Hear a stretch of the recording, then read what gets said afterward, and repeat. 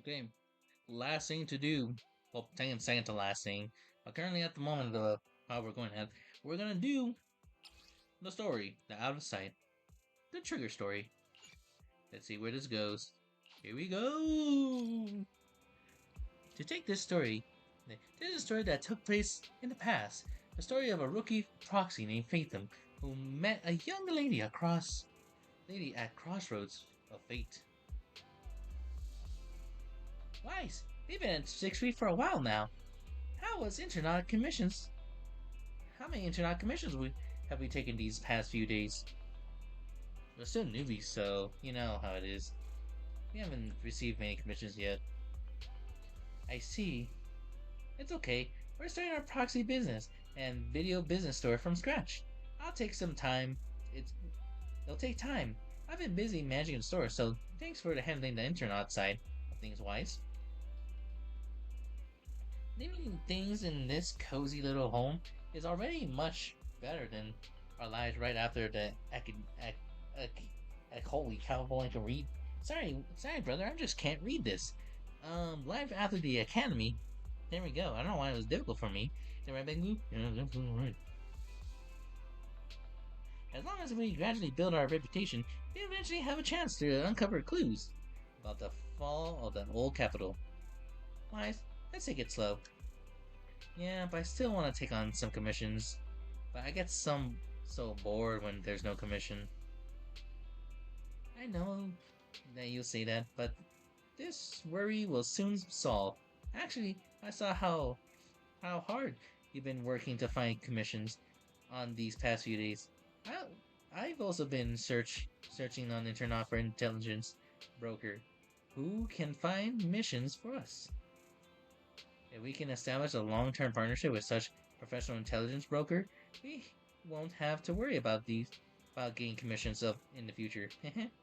Don't I deserve a little praise? Good job. And today, I arranged to meet him at the store. He should be here soon. I don't know why I come in here. I don't know why I'm doing that.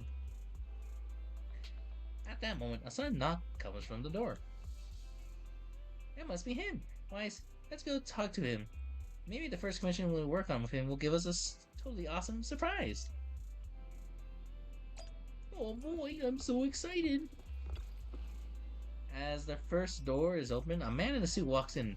Although he wears a friendly and reliable smile, is there something slightly off about him?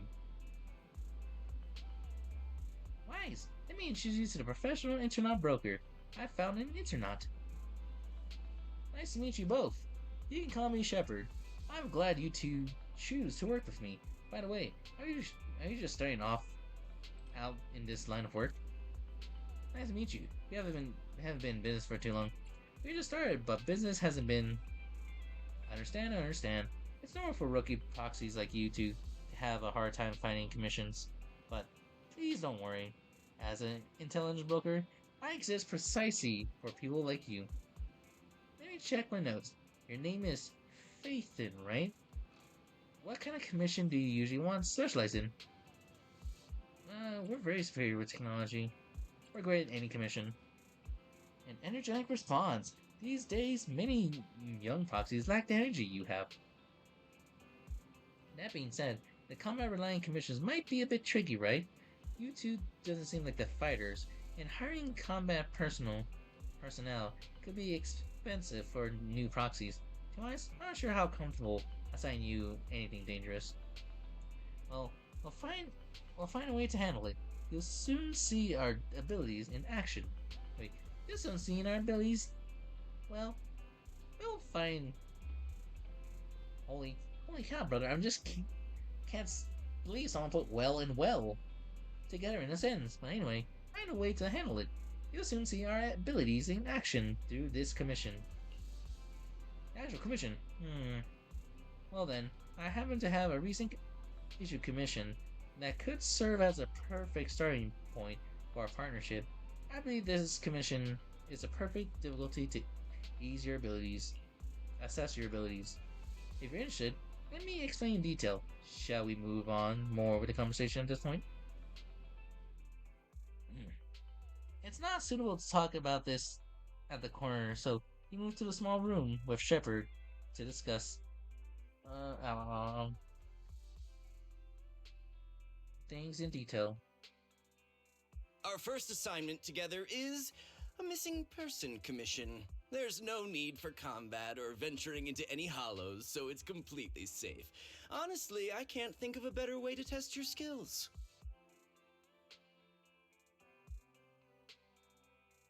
With all due respect to the client, a proxy's role is to guide people through the hollows. Spider-Man. Is it worth hiring a proxy for a commission that doesn't even involve going into one? Don't get me wrong, I'm definitely not trying to pass this off on you. Your ability to navigate the hollow is unquestionable. That's what makes a proxy. But this role involves more than just that, and this commission is a perfect opportunity to demonstrate those other skills.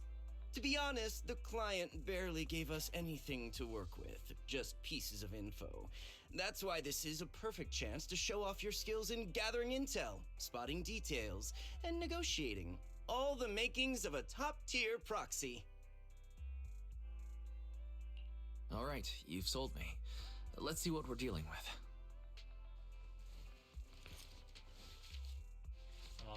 Shepard nods in satisfaction and pulls out 3 items from his pocket: a harmonica, a sheet music, and an old photo. An old photo of a lady with covered eyes. At some age photograph through the image really remains fairly clear. A blonde young lady, holy cow, with her eyes covered with lean against the wall. For some reason, her soul is so fragile as she might shatter in pieces at any moment. The client has only provided us with— Wait, just a photo? That's barely a clue. No name, no background, not even her usual haunts. And what's up with the harmonica and the sheet music? The client doesn't seem to have any more info, though it's possible they just don't want to share. But the client did mention if you get stuck, you should try playing the sheet music with the harmonica.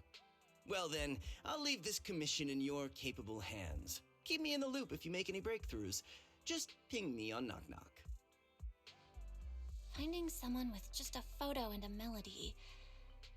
That's like searching for a needle in a haystack. No. Got any ideas, Wise? Maybe we should check Port Elpis. Women with their eyes covered aren't exactly that common. Remember when we visited the sea a while back? I think we saw someone who fit that description. Remember? You were in a bad mood, so we went to the sea to clear our heads. We even bought some fries, but you got distracted by a woman passing by with her eyes covered, and the seagull took the fries right out of your hand. Now that you mention it, yeah, I remember. She did look a lot like the woman in the photo. And I was just curious, all right? She stood out. How was I supposed to know the seagulls there were so aggressive? Anyway, it's an unexpected lead. Let's check out the port and see if we can dig anything up. Cool. To the port. Teleport, Mario. Woo. Nice, we're here. Now let's find this gal. However, we saw this girl a week ago. I don't know if she's actually the person we're looking for. Even if she is, it's who knows whatever she's still a port now or not. Holy cow, this makes it an iffy situation. Before I get started, let's look around for clues first. Alright, since we don't have any leads, we might as well. I'll try hacking into the cameras here to check if she's been around recently. After you, Weiss, take the photo and ask the locals and pass buyers around here. Have you seen my wife? There we go. Have you seen my wife? Welcome to the Tater King. Our fries and hot dog combo is a hot seller. Would you like to give it a try? Oh, have you seen my wife? I remember seeing this girl before. When exactly? Maybe just once. Maybe 1 or 2 months. Let's see. I wander around this area. But I've never spoken to her. And she doesn't seem to interact with anyone else around here. So I don't know. I don't really know much about her background. So you haven't been around recently. I don't think so. I've never seen her recently. Why are you looking for her? I can keep an eye out for you. Alright, thanks. By the way, would you like some fries? Let me think about it a bit more. Alright then. These have been too active recently. They have a negative impact on the sales of our fries. That's why I shouldn't feed them too much in the future. Fair. Oh, okay, it's like, how do I get up there? Boop, boop, boop. This room's upstairs. Someone must be living there. If I find whoever for his apartment, whoever it is, like her, try knocking. Completely silent. There seems to be some kind of noise inside. Knocking on again. Ooh. Hello. Who? Let me see.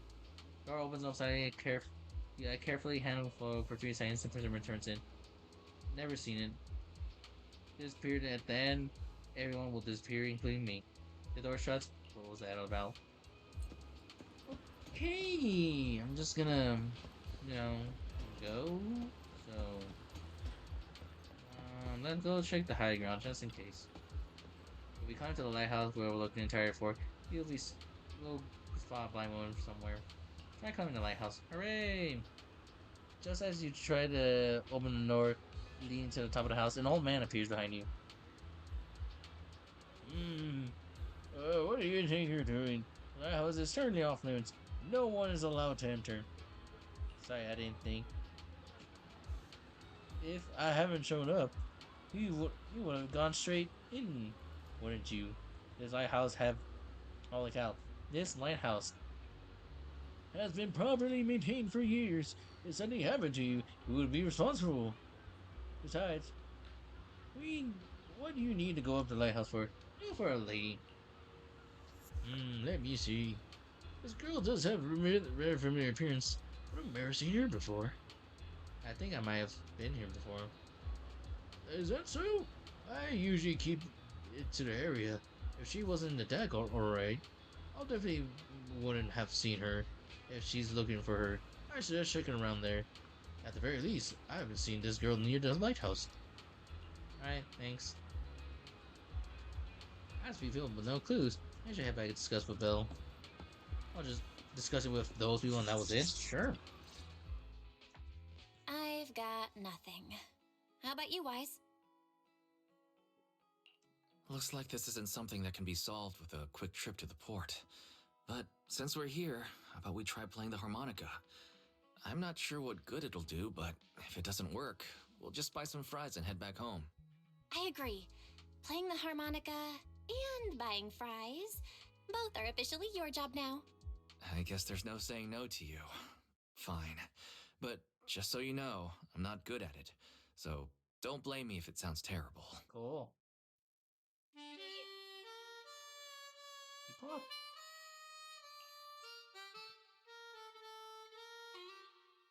You pull out the harmonica and glancing at the sheet music, so see the melody you never heard before. Take a deep breath, and you let the notes flow and starts to play.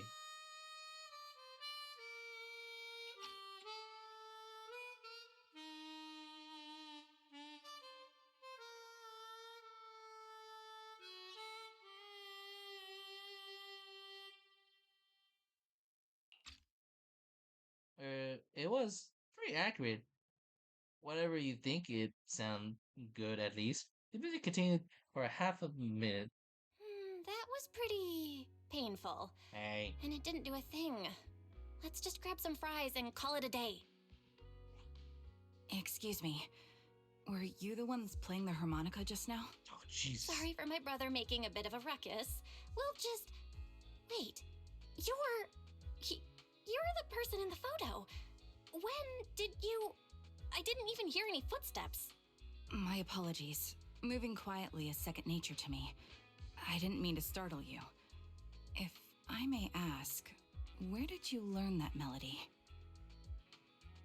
Belle shoots a questioning glance, and the blindfold lady from the photo actually appeared. What an unexpected surprise. Actually, we're proxies. The song was given to us by our client. We didn't expect it to help us find you. Our client is looking for you, you see.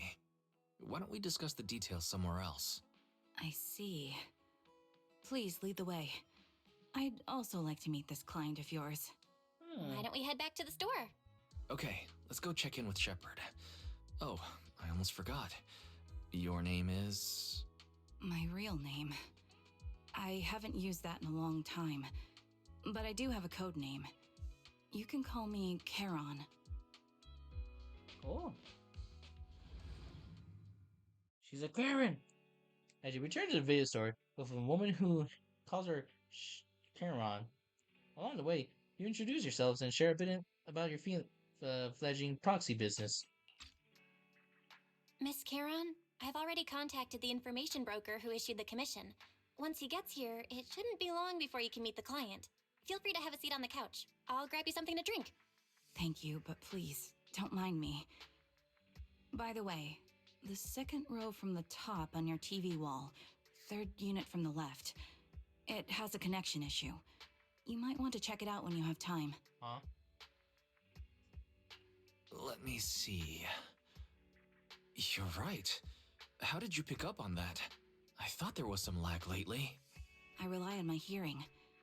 I lost most of my vision in an accident. I can just about make out the outlines of my surroundings.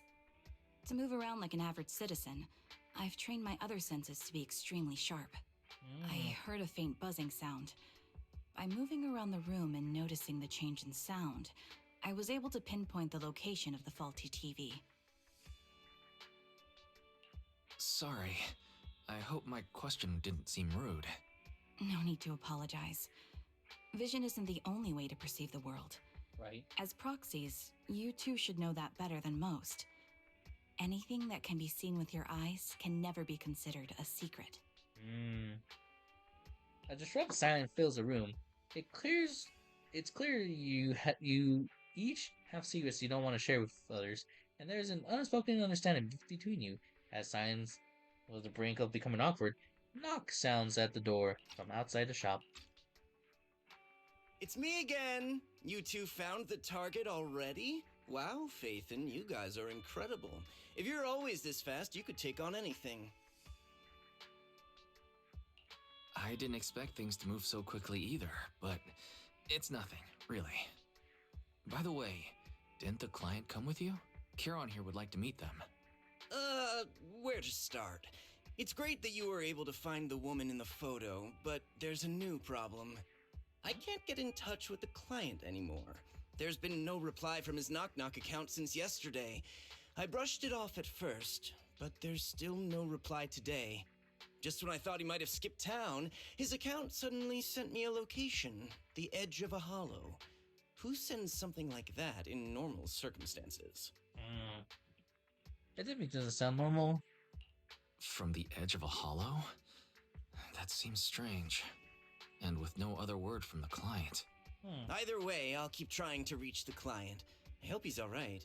Let's stay in touch for now. We won't be wrapping up this commission for a while. Sorry, but I overheard your conversation. Could you share that location with me? If I investigate the hollow, I might pick up some clues. You're Miss Charon?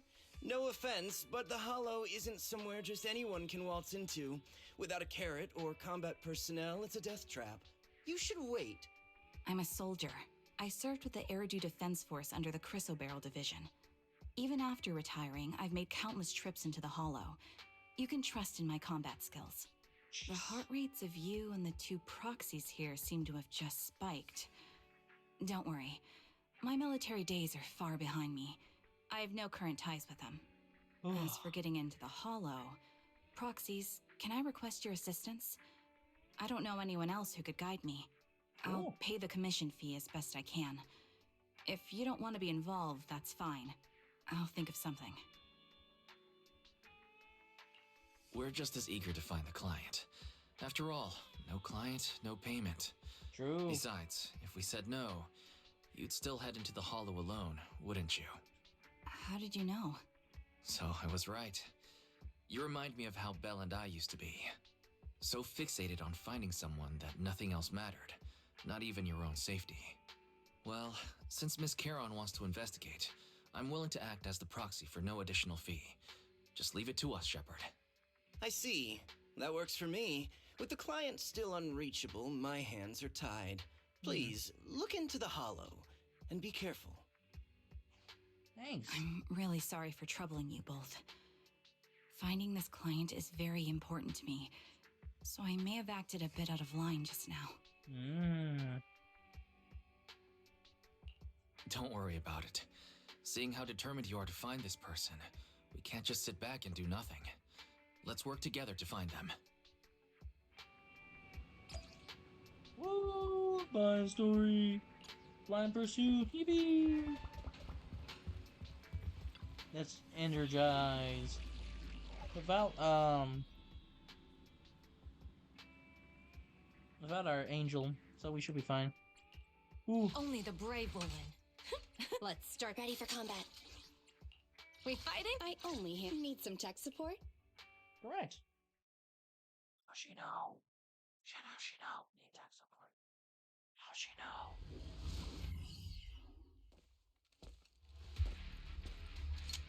Jeez, that's a gun. Miss Charon, I need some time to calculate the hollow route.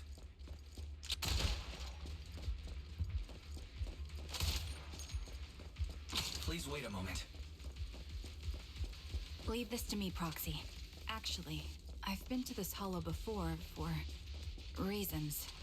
I still remember the way forward clear as day. Stand by. Support has arrived.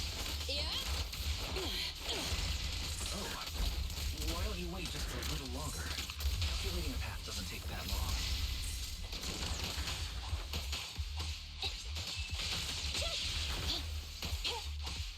It'd be more efficient to retrace a path I've already walked. Please come with me, Proxy.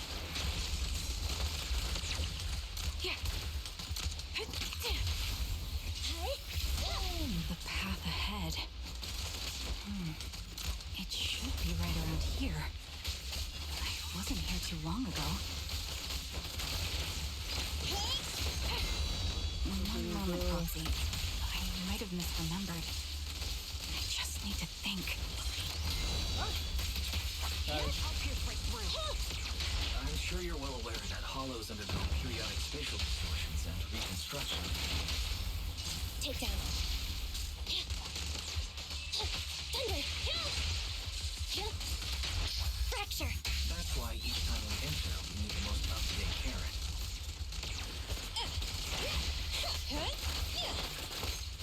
Engaging head-on. You're not lost because you can't remember. This. After you left the hollow, spatial distortion occurred. That's why. At your command. Better not get shot. Sorry for being so presumptuous, Proxy. I got ahead of myself and made things difficult for you. We'll be fine. By the way, Miss Charon, how are you so fluid when you move and fight?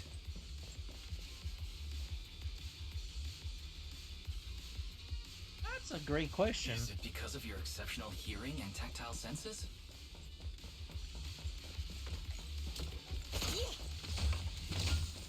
That's one part of it. In fact, my eyes gained some unique abilities as they changed. Every effort counts! I can't see most things clearly, but I'm able to detect the etheric fluctuations of nearby humans, ethereals, and other objects.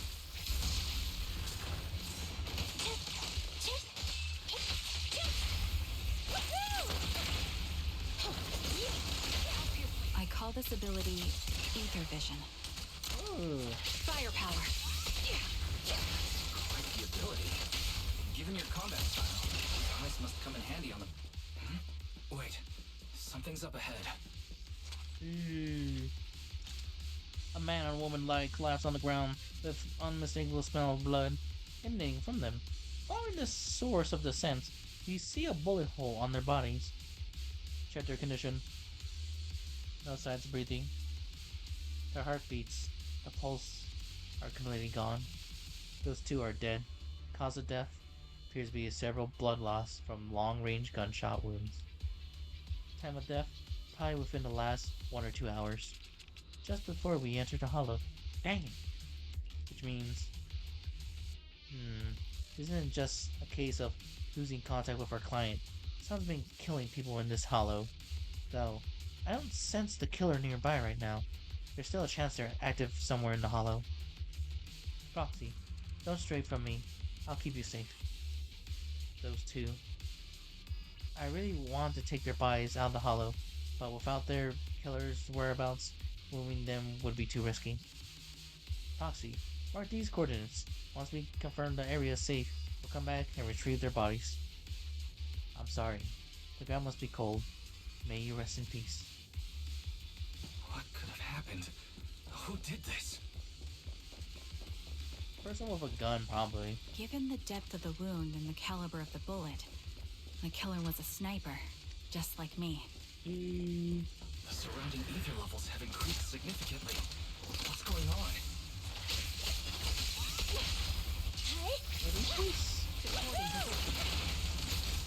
Hold on. Let me find what's causing the ether level increase. There are multiple devices leaking ether non-stop. That's not good. Sniper's Creed. One shot, one kill. Perfect timing. These are high-pressure ether storage tanks, filled with highly concentrated ether. Perfect line. Commence. As soon as the valve is opened, the ether will flow out at a fixed rate. Copy that. Back off! Neutralize. Such high ether concentrations will make the nearby ethereals more active and cause more to show up. Thunder! Charon, it'll be dangerous if we keep moving forward. Here we go. Understood. These storage tanks are high-risk items manufactured by military-industrial companies. They're rare, even on the black market. Ooh. What's this?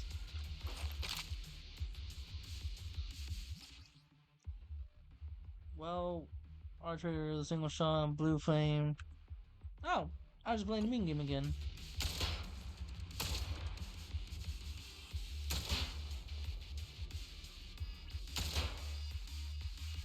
All high-pressure ether tanks have been disabled. We can keep moving. Cool. More people. Proxy, there are 4 people over here. They're all still alive. I'm not detecting any ether fluctuations from any other life forms nearby. They're still survivors. Charon, can you check their condition? Confirmed. 1 is seriously injured. A bullet pierced their lung. The other 3? No internal injuries, just a few minor wounds. They're all unconscious. The one with severe wounds. His etheric fluctuations are nearly completely gone. He's beyond saving. Who are you? Help me. It hurts. So cold. I don't want to die. Is there nothing else we can do? If we contact a hospital and get him out of the hollow right away... His internal organs are ruptured.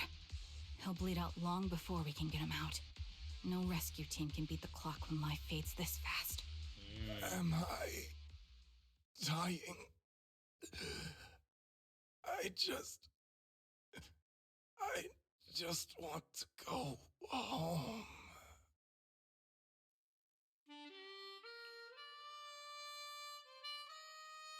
Sharon doesn't respond. She sits beside the dying man, pulls out a harmonica, begins to play a soft, familiar melody. The tune echoes through the hollow, heavy with the scent of blood. It's a song record. On the client sheet music, as the harmonica gently notes fill in air. The dying man stops groaning, simply listen till his eyes close forever.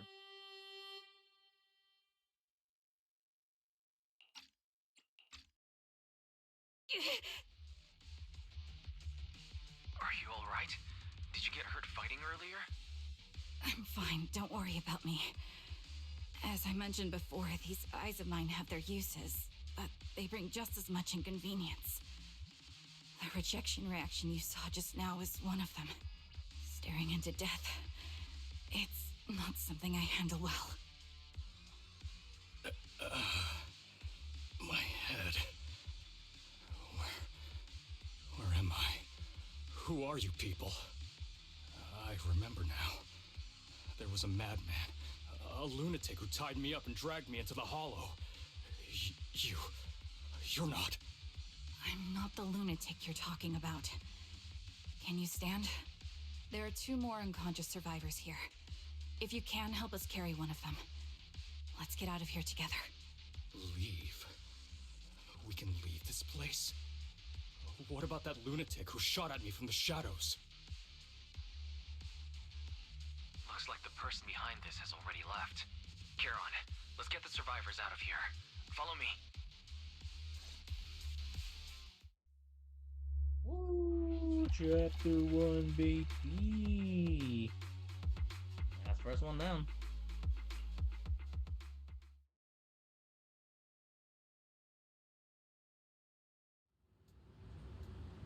Exhausted, unable to carry any more bodies, you record the coordinates of the few of the corpses. Once it is all over, you should make sure to report them to Anonymous to the public security, Sharon. You keep your guard up along the 3 survivors, eventually arriving at the abandoned metro entrance in front of Bell Tower Road. Foxy, let's take a break here. The area around the bell towers have been abandoned due to a hollow disaster. No one's likely to be around. It's both secluded and safe. Make it for a perfect place for a conversation. There are 3 survivors. Yes. The killer... So we need to inquire on their injuries. Could one of them be the client? Unfortunately, I don't think so. After they woke up, they saw me. I didn't even particular reaction.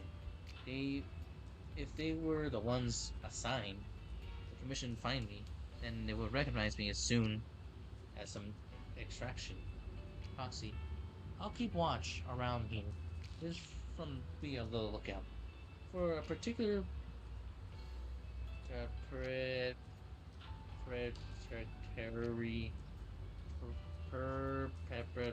holy cow, perpetrator,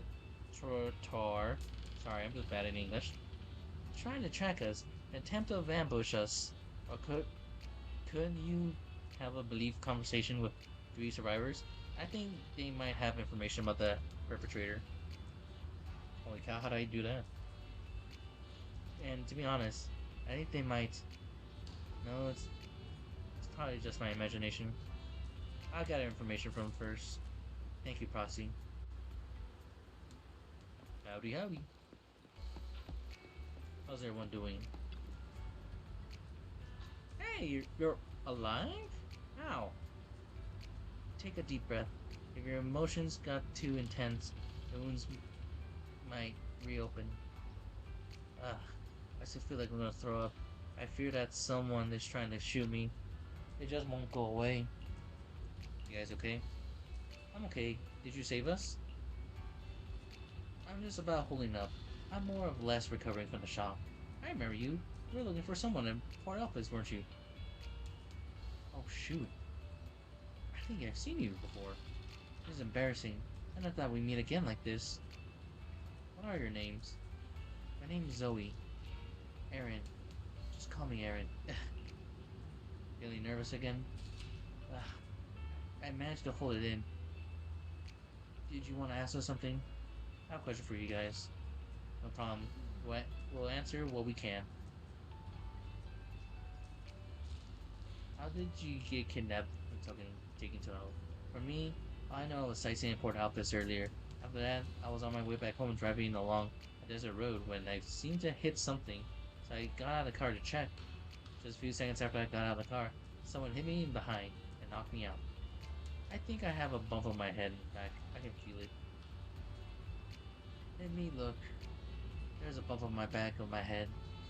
As for me, I was sitting at home with my friend when someone peered, opened the lock, and tampered with their food, or water or something. I don't know what they did exactly, but shortly after we ate, we both passed out. We were the only three rescued from the hollow. Do you see any other woman? Just you, just three of you.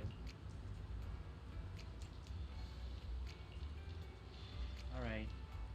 Anyway, thank you for your companion. If it weren't for your arrival, I don't think the perpetrator would let us leave so easily. I would be being targeted. I can't take this anymore. Blech. Gross. Ew, my shoes. What's up, buddy? My goodness. I can't believe I'm still alive. And out of the hollow? What's your name, buddy? Oh, my name's Jess. I'm so grateful you were there to save me. When the maniac was chasing me and sniping at me, I really thought I was done for. I have a question for you then. Questions? Go ahead, ask. Although I really don't want to remember what just happened. You did just save my life. What kidnapped you and brought you to Hollow? I was tricked. I received an anonymous message telling me that there's a big job I could do, asking me to meet in an alley at 6th Street.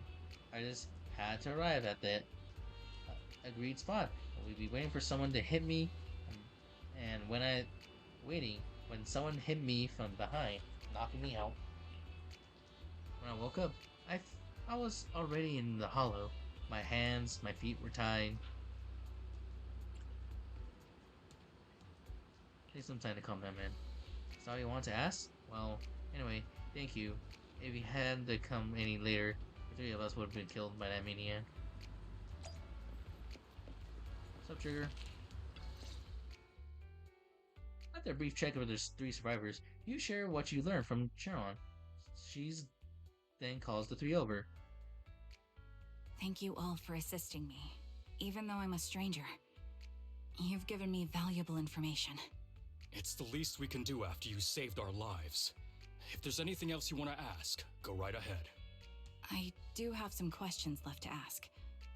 Before that, could the three of you introduce yourselves? I'd like to see if there's a pattern to how the killer chose their targets. I'll go first. My name's Zoe. I used to be a soldier in the Defense Force, but now I'm just working a regular desk job at a private company. Don't let that fool you, though. I've earned my stripes. I'm Jesse, currently working as an internet information broker. I'm still pretty new at it, though, so I can't think of any reason someone would target me.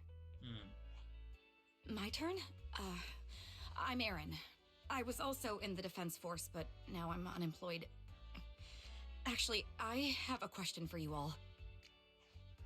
Did you see my friend when you were in the Hollow? She's about my height, with shoulder-length blonde hair and a mole under her eye. We were kidnapped together, but I can't find her anywhere now. If I'm not mistaken, we didn't come across anyone like that in the Hollow, among both the survivors or the bodies. It's all right. I'll keep looking. I hope she's okay. We were always inseparable. We even planned to visit Scott Outpost together for Remembrance Day. Ooh. I never thought something like this would happen. Remembrance Day? What's that? As the name suggests, it's a day organized by the Defense Force for the families of deceased soldiers and veterans. People gather to mourn their loved ones who died in the fall of the old capital and find comfort in each other's company. I didn't know the Defense Force did that. Huh. Maybe I should go check it out.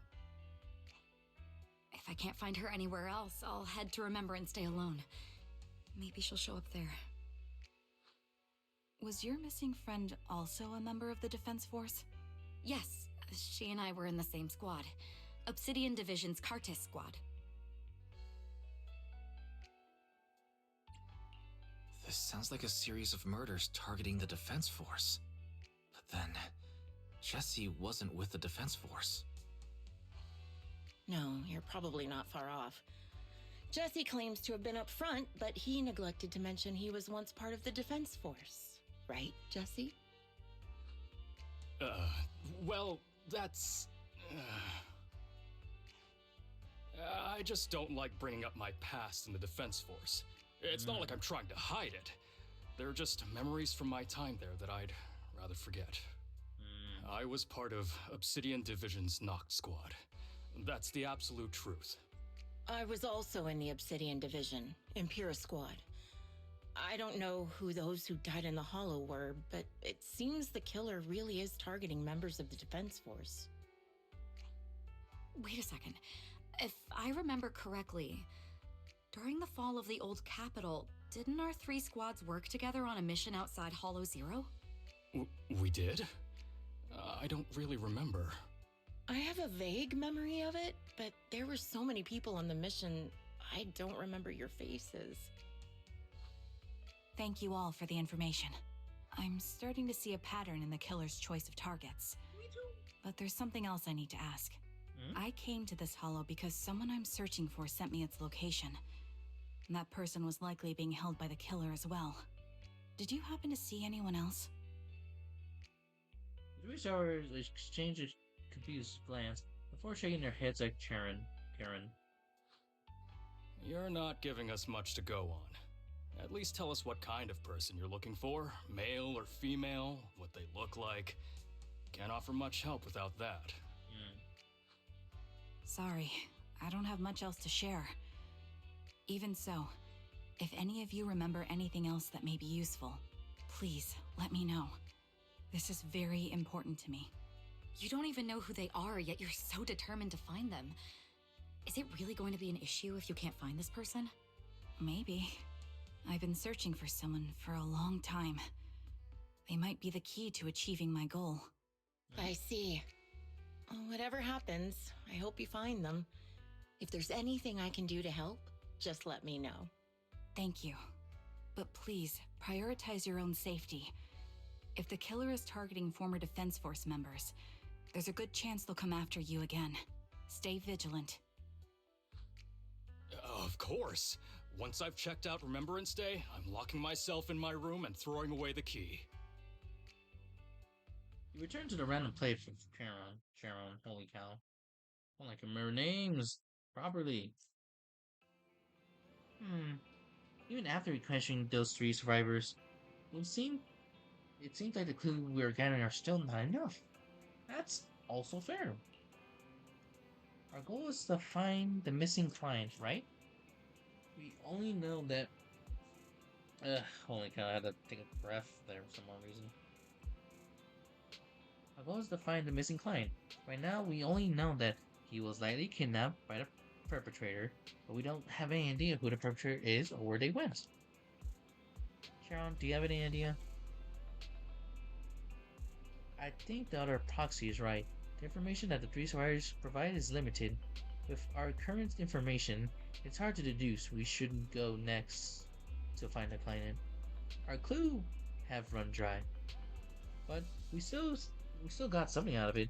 At least we know there's some characteristics of the perpetrator. Sadistic sniper with a grudge against Defense Force. They're mischievous and planning to avoid any confrontation, and are obsessed with committing crimes in the Hollow. With these characteristics and the Hollow coordinates, we might be able to deduce a general area where that perpetrator operates, as well as the potential base where they might have placed the kidnapped victim. But will that take quite some time? Yes. While we're narrowing down the search, the perpetrator might continue committing more crimes. Sean seems agitated. The lack of clues plunges you all in silence. Just as you are about to accept reality and start organizing, a current clue that narrows down the search. The door to the video store suddenly opens. Someone here? Wise. I think it's Shepard. He's at the counter. The challenge broker might have something important to tell us. Proxy, let's him talk first. What's up, Shepard? What you got, buddy? You also look exhausted. You bring Shepard to the room where you can speak. Faven, you've already been to the Hollow and made it back safely? Did you run all the way here? Do you need a moment?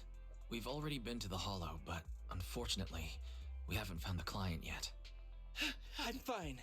Did you find any clues there? There are traces left behind. Signs of a kidnapping.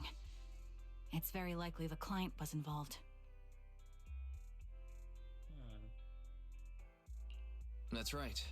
It seems the client was kidnapped, taken into the Hollow, and later moved again. We're still looking for more clues. So, what made you rush over to the store? Well, just take a look for yourself. Shepard shows his phone. About 10 minutes ago, the missing client sent him another location on Knock Knock. There was no other messages. I think it's him. I checked a map of New Eridu. This spot, it's another Hollow entrance.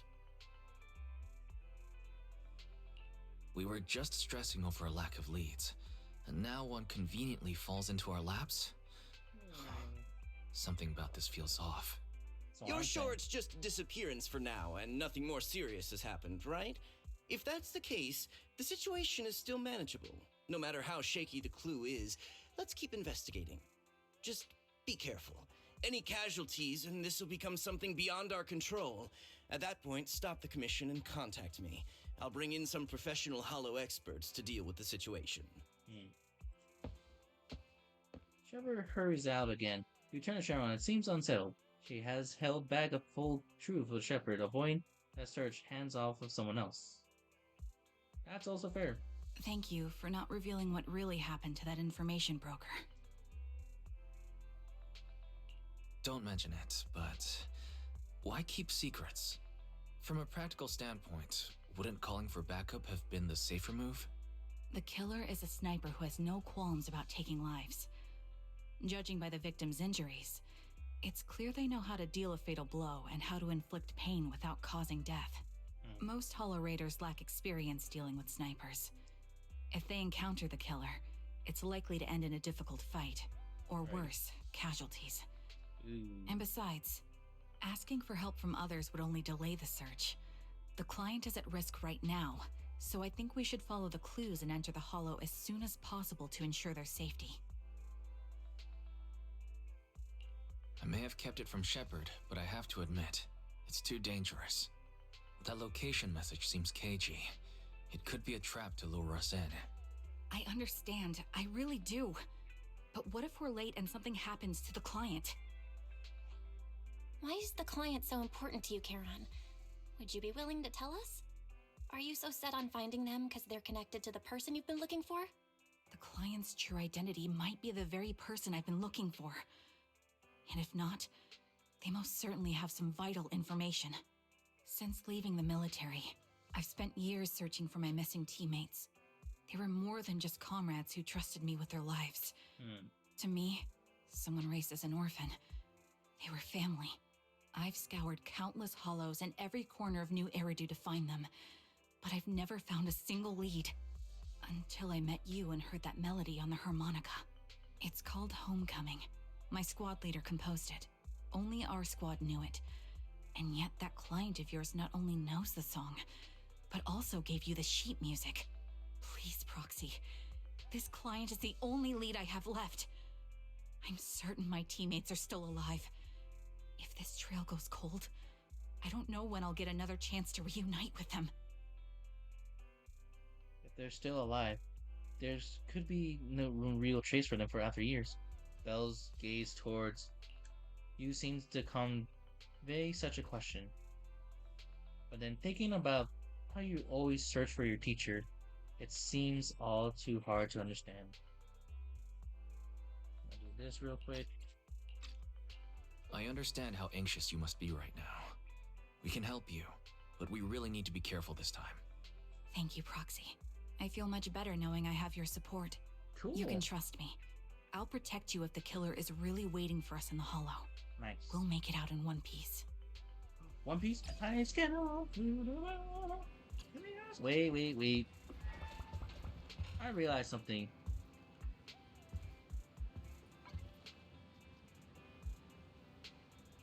Yes. Let me check one thing real quick.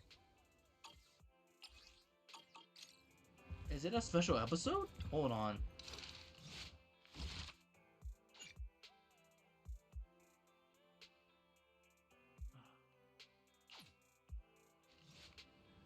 I think it's a special episode, so I guess we'll keep going. Alright, let's do this. Let's do it again. Alright, this time let's do it with a different squad. Only the brave. This is the path I follow. You near me, Abby? We fighting? Take Better me. idea. Eradicate. Let's. You wanna go? Sure. Let's go play. Wanna see the red scarf? Boom. Now let me punch them.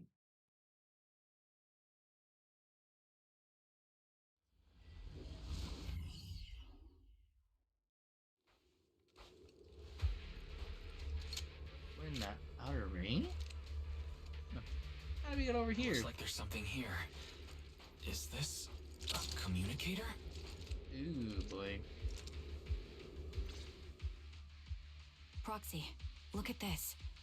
A communicator left right at the Hollow's entrance. Why is there a communicator here? It doesn't look like it was left behind randomly.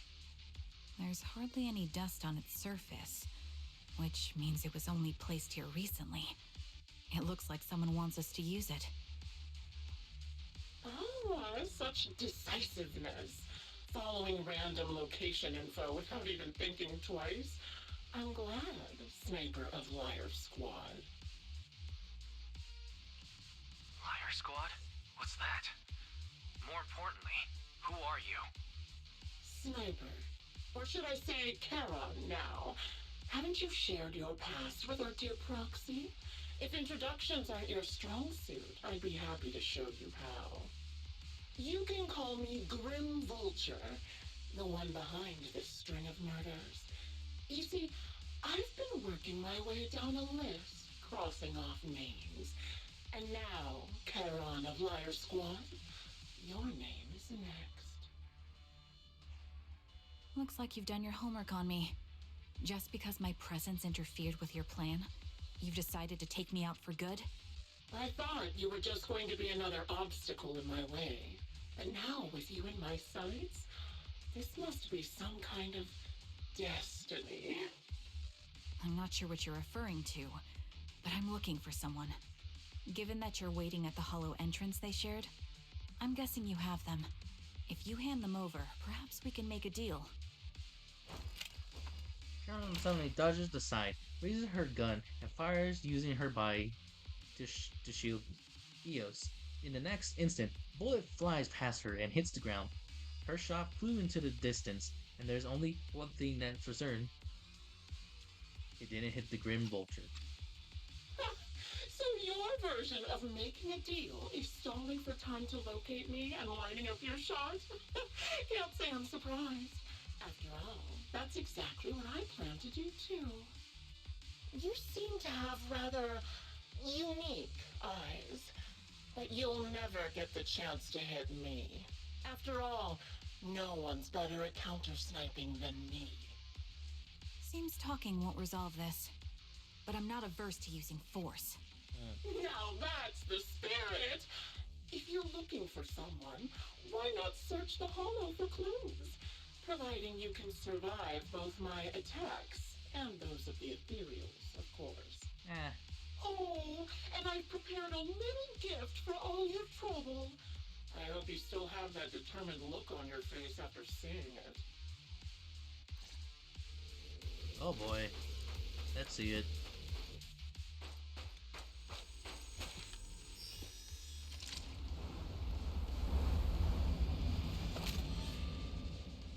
Watch out for Grim Vulture taking shots from afar. Provision activate. I gotta keep moving. I am moving. I am moving. That was easy. There we go. Nice.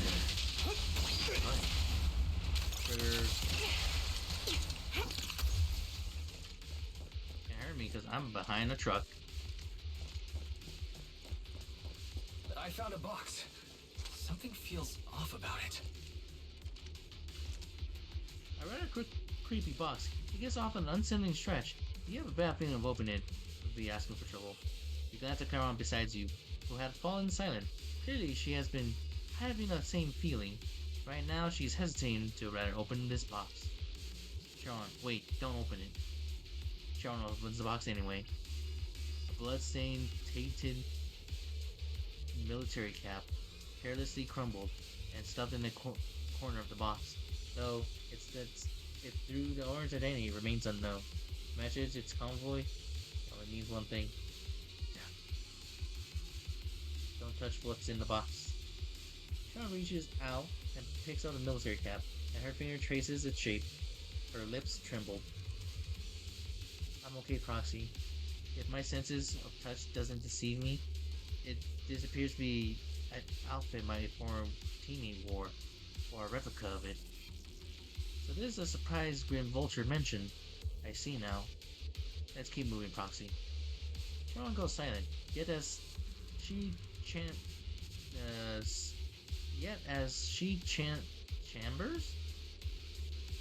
another round, you can sense her hand trembling slightly, while her grip grows even stronger. You still remember what's inside the box, right? Your loyal teammate's cap. The one Styx always wore.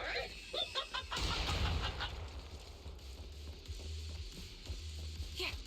Rude. Curious as to how he died? I'll tell you. He took his own life. Well, it wasn't much different from being off by ethereals.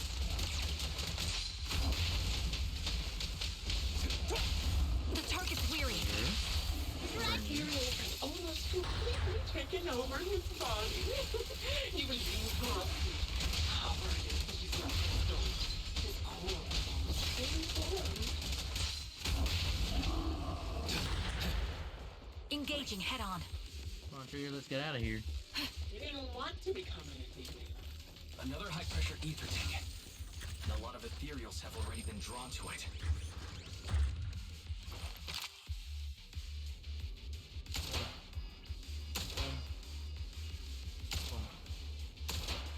I just missed that one. Don't We talk did it, about Proxy. Let's keep moving. A second box emanates this ominous aura. That unsettling stench seems to warn you that it contains. Just like the previous box, will you give it a absolutely wretched experience? Curran's breathing grows heavy. She stands still for several seconds, seemingly trying to control her emotional turmoil. Charon, don't push yourself.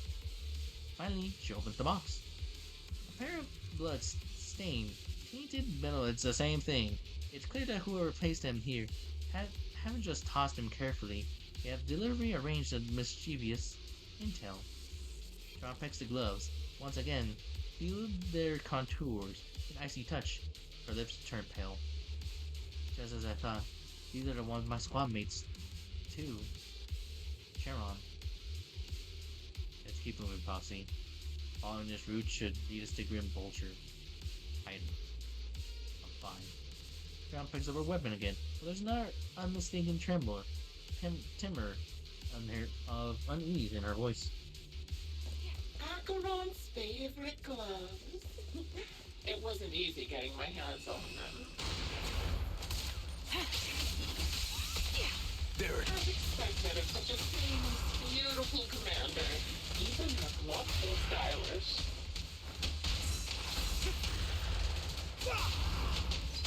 Such a pity. In the end, her hands were missing. Don't you think that's a shame, little sniper?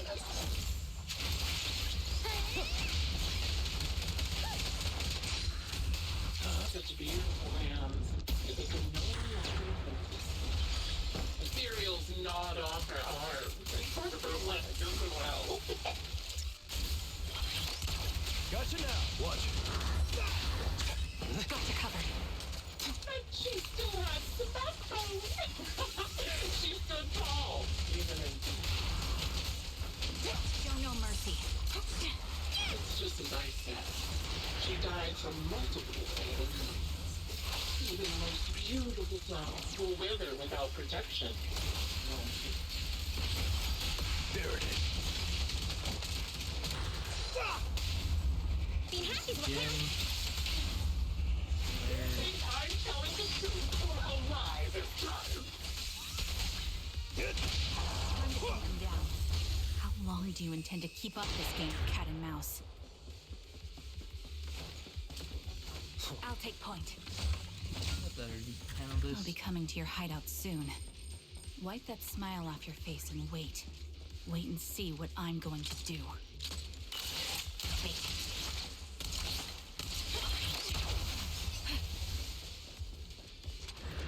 Ooh, good reaction. Hurry up, guys. I've got one final surprise location for you.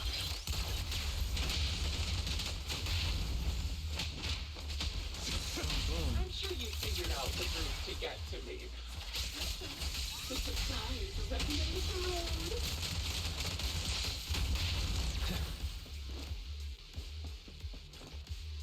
There's still a third box.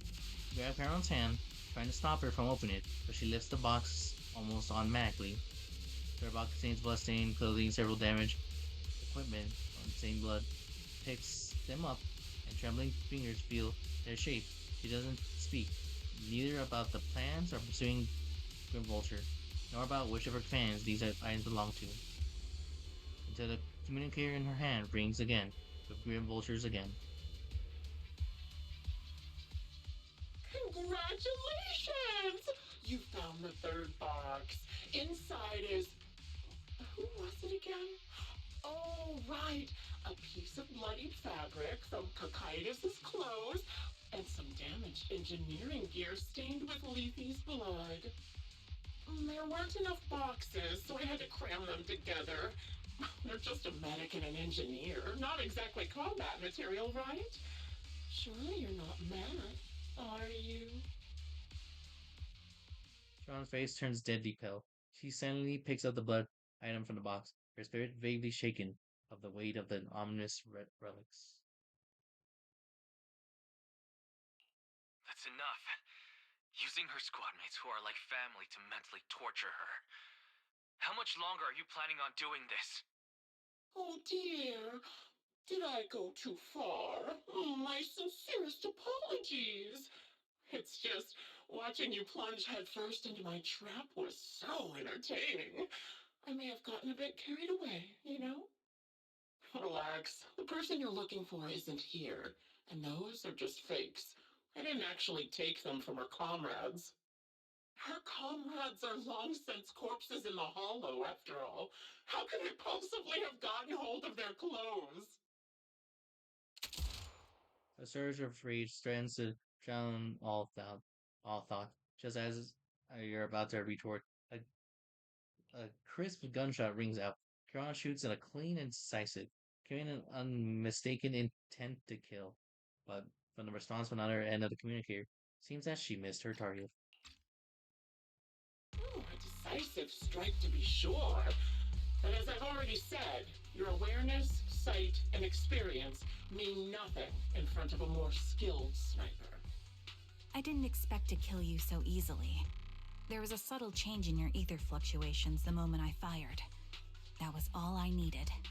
You knowing my past makes me feel sick. But after seeing that you're just a coward who feels fear from another's killing intent, it doesn't bother me as much anymore.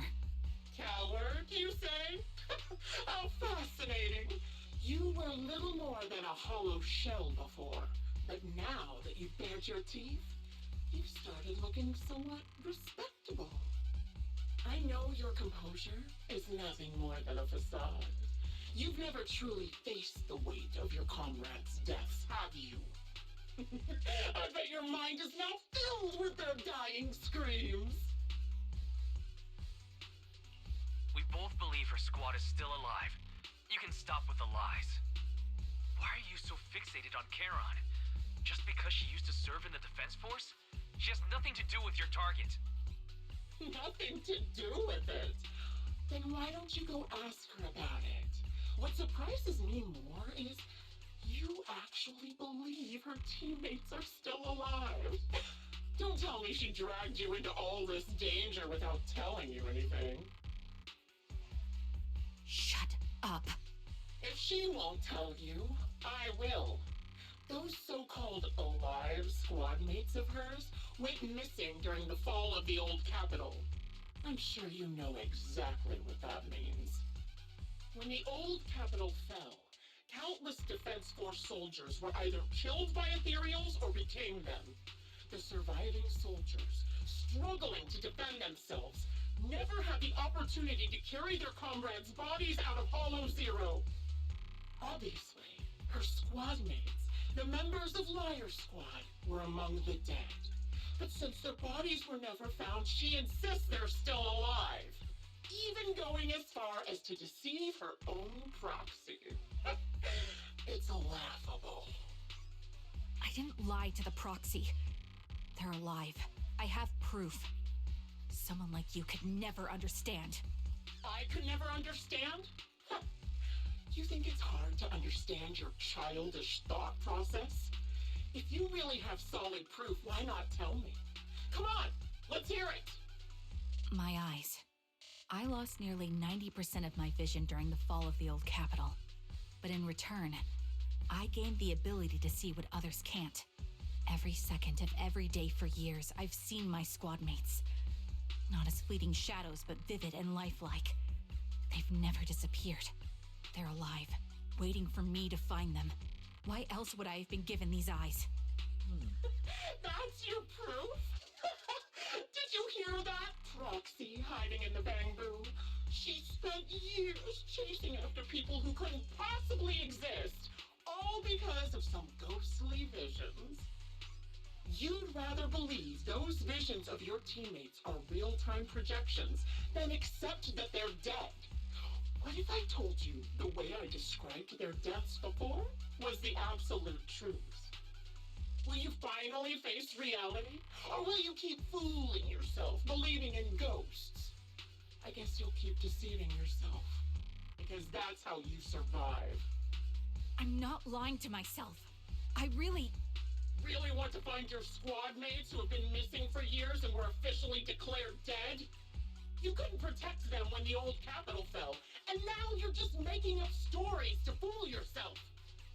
To give yourself some so-called reason to go on, to latch on to any stupid excuse. You're just a selfish, naive coward who did nothing and couldn't do anything when your comrades were dying. Charon stands there, speechless, at Grim Vulture's relentless verbal assault, as clearly struck home, a little color that has been briefly... Giving up already? At least you've got a shred of dignity left. Nothing disgusts me more than a useless hypocrite. Enough of this. Time to die, coward. Charon is not a coward. Someone who enters the Hollows despite the condition of their eyes is anything but a coward. At the very least, she's far braver than a criminal like you, who hides in the shadows, enjoys torturing others, and is constantly in fear of being caught. Proxy, Your proxy sure has a way with words. I won't waste any more of my breath. Just die already. I've completed analysis of the surrounding fissures. Charon, step out of it. We can use that fissure to escape. Fissures? When did you... Still trying to play tricks. With no hope of counterstrike, you practically drag Charon, trying to run towards the fissure that had escaped Grim's Vulture's notice. Just as the bullet is about to strike, you manage to escape through the fissure. Yippee! We're free. Oh, wrong button. Have enough for a poll. I still need more. You escape the hollow and return to the video store. Bring along Charon, who is lost all will to fight. She seems more traumatized than you imagine, repeatedly touching her eyes, silent and distant. Charon? Do you want some hot cocoa? I'm sure you're exhausted after such a tough fight. You should get some rest. Thanks, but I'm fine. Don't listen to Grim Vulture. They'd say anything to get under your skin. Once we start doubting the truth, we've fallen into their trap. No, Proxy. I think Grim Vulture has a point. Maybe it's all just in my head. The things Grim Vulture left. When I touched them, I was reminded of the day the old capital fell. I felt the same sensation when I touched an injured comrade. I tried to shake off that feeling, but the truth is, I can't stop thinking about the possibility that all my squad mates are dead. Would you be willing to share more? What really happened on the day the old capital fell with you and the Liar Squad? That day, in the first hour Hollow Zero started expanding, Defense Force HQ thought it was just a normal Hollow disaster, and thought they could suppress it with the standard amount of troops. Liar Squad was among the first troops sent there. Before we left, our superiors promised reinforcements would be on the way to support us in combat, so we didn't need to worry too much about facing the Ethereals. But soon after we began the mission, we realized things weren't going to go like we thought. The Ethereals came at us like an endless tide. The Hollow expanded beyond control, and more importantly, the reinforcements never came. The Defense Force troops outside the Hollow soon realized this was no ordinary disaster. Hollow Zero was devouring Eridu at horrifying speed. The reinforcement plan was called off, and the promised troops retreated. Honestly, even if they had come to help, it wouldn't have changed anything. I watched as members of the advanced force around me died one after another, or were corrupted into ethereals. Our squad slowly lost the strength to maintain formation. I was a weak point in our formation. An ether shot fired by an ethereal hit my eyes, corrupting them. Because of that and several other wounds, I shortly lost consciousness. I'm not sure how long I was out, but just before losing my vision, I briefly regained consciousness. The last thing my eyes saw was my squad mate standing in front of me, looking back. When I woke up again, I was already back at base. The higher-ups detonated the Shiryu pillars, and finally managed to bring Hollow Zero under control. I don't know who rescued me from the Hollow, but none of my squad mates had made it out. For some reason, the image of my squad mates being the last thing I saw has stayed in my mind. It must be some kind of sign.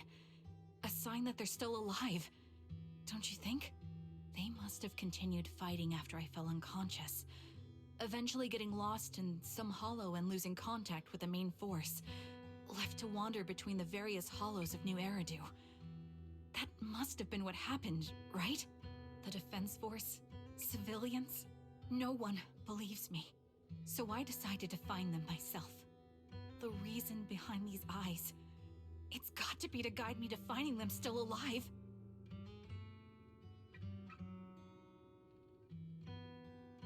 Wait, right.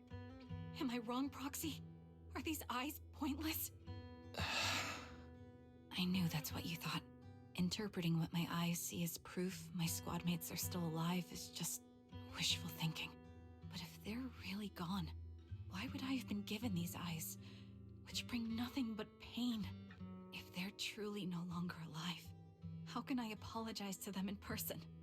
Tell them I'm sorry. Sorry for being so weak. Sorry that I failed to protect them. Their faces are all so blurry. I can't see their expressions. I can't even bear to look at them.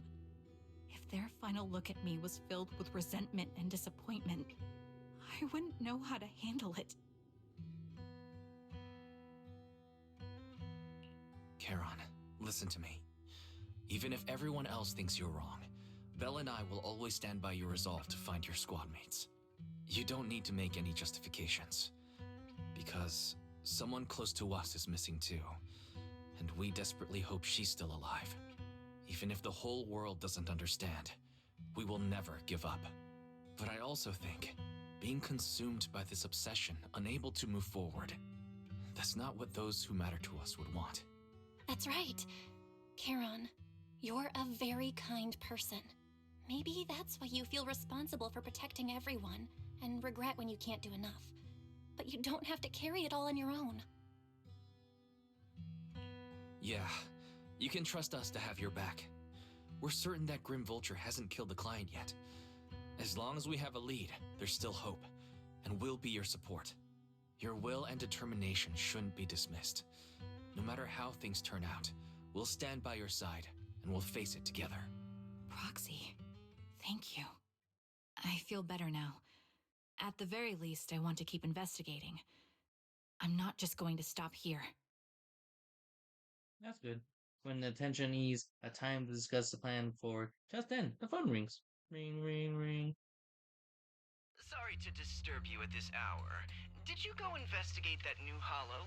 How's it going? Oh, never mind. The client just shared a new location with me on Knock Knock. They're pretty eager, huh? Which hollow is it this time? No, it's not a hollow. If I'm reading this right, this location is Scott Outpost. Oh boy. Scott Outpost? Isn't that managed by the Defense Force and White Star Institute? What's Grim Vulture up to? It's Remembrance Day. Don't you recall what Aaron said before? They're holding an event right now, and the place will be open to the public. Oh shoot, that's not good. So they're not trying to lure us into a hollow this time. What's the deal? Are they trying to taunt us? Whether it's a provocation or a trap, I'm not missing any chance to face Grim Vulture. Proxy, will you go with me? Absolutely. An official communication of the Remembrance Day has been scheduled for tomorrow morning. Meaning, ordinary citizens can still freely enter Scott Post today. And under arrangements, Charon spent the night at the store. The next day. Well, I'll be heading to the outpost with Charon. Do you want to rest for a bit? I said, well, that's great. After everything we've been through, I'm worried that you haven't slept for us. For that, wise, take care of them. Leave it to me. I think this is specifically like a special episode because like it's not letting me rest. It's not letting me do anything. It just go with it. So I'm gonna go with the flow. Hi, Sharon. We can do this. Good morning, Proxy. Did you sleep last night? Yes, I did. Sorry, Proxy, for losing my composure in the front of you yesterday. I think I've gotten my mood. Holy cow! If only I can read this properly. Granted, I can't see words from my eyes. Back in order now. Stare. It seems I can't hide from you, Proxy. I'm sorry. I think I'm just struggling to process this sadness and unease. I'm not sure when it should go from now. Take your time. You unravel your confusion. It's fine. A way to move forward together. Yeah, you're right. Instead of continuing to suffer, it's better to reach out and grasp all the hope we can find all around. Maybe things will eventually change. Let's go, Proxy. Today we'll be attending Remembrance Day as ordinary citizens, so we can't carry any weapons. I suppose Green Vulture won't be foolish enough to make a move inside the military stronghold. Let's keep an eye out for a while. We're there. I believe we should be able to find clues. You arrive at Scout Outpost with Charon. Holy cow, if only I could read this. Many citizens have came to Remembrance Day. They must have relatives of those who gave their lives during the fall of the old capital. For the same reason, after coming here, Charon has been acting a bit strange. Proxy, can we explore this place later? What's wrong? No, it's nothing. Alright, I'll say it. Seems like there are so many familiar faces here. Would be nice to meet them. I don't think I can face them. If I'm not mistaken, they should be the family members of my teammates. I don't think I should face them. You'll have to face them sooner or later, won't you? I know, but I'll be there for you, Trigger. And it's a deal. I'll go and talk to them. Proxy, do not say anything. Just stand by my side and give me the courage to speak. Whatever you say, Mama. I'll start with this one. Ooh, I do like the candles here. Hey, buddy. Oh, you're right, Helen. Archon's brother. How do you know? Who are you? Wait, your eye cover is your Archon's sole surviving teammate. I remember you. We met once at the fall of the old capital. After that, I didn't hear anything from you again. I never thought I expected to meet you here. This plush. Archon's favorite plush. She always kept it the most prominent spot in her room. I brought it along here. I've been bringing my sister's shadow to participate in Remembrance Day. I'm sorry, Mr. Allen. You don't need to apologize. I still remember one time my sister came home excitedly, telling me that a shy new girl has joined the squad. That she didn't speak much, but she was beautiful in battle. That was the happiest I ever seen her. To her, you were a presence that inspired admiration, a desire not to fall behind, a beautiful soldier who gave her the drive to keep moving forward. You don't have to apologize to me. If my sister were here, she would surely say the same thing. Please don't mind me too much. The Defense Force has made a lot of preparation for the Remembrance Day event. Please, take your time here. It's okay, buddy. I also miss mine.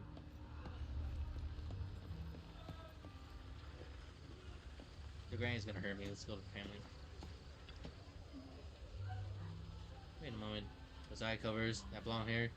Could you be my husband's Strick's teammate? Sticks? Are you Miss Sally Stick's wife? Yes, and my daughter and I came to attend Remembrance Day.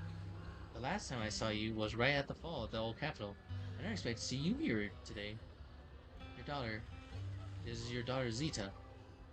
Mom, who is she? Zita is your dad's comrade in the Defense Force. Every time he went to battlefield, she would be there to protect him. To protect him? Comrade? That's so. Why did you protect my dad during the fall of the capital? Why did you let him die and make him unable to come back? Zita! I'm sorry. I couldn't protect him. Sorry. Don't listen to what Zita's saying. She doesn't understand.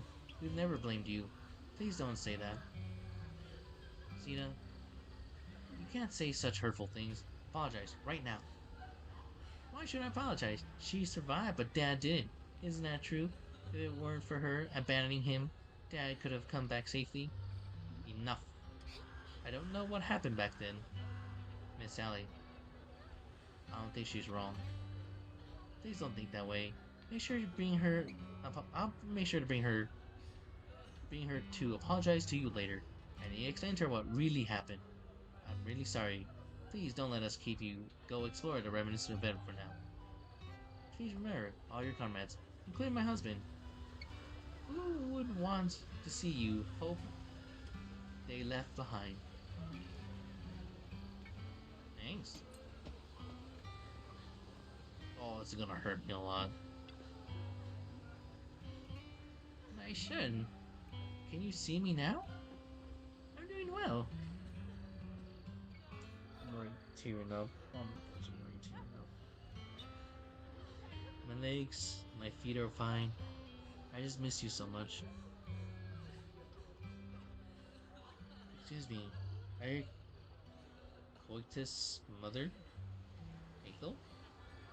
Oh, you are? Oh, I recognize you. I saw you once at a military camp after the fall of the old city. You're the teammate, one of the survivors. I've been waiting to get in touch with you for years, see how you've been, but I never heard from you.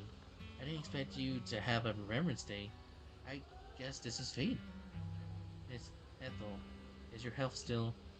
I'm in good health, fortunately. Everything's fine, although I'm the only one left in my family. I'm tearing up.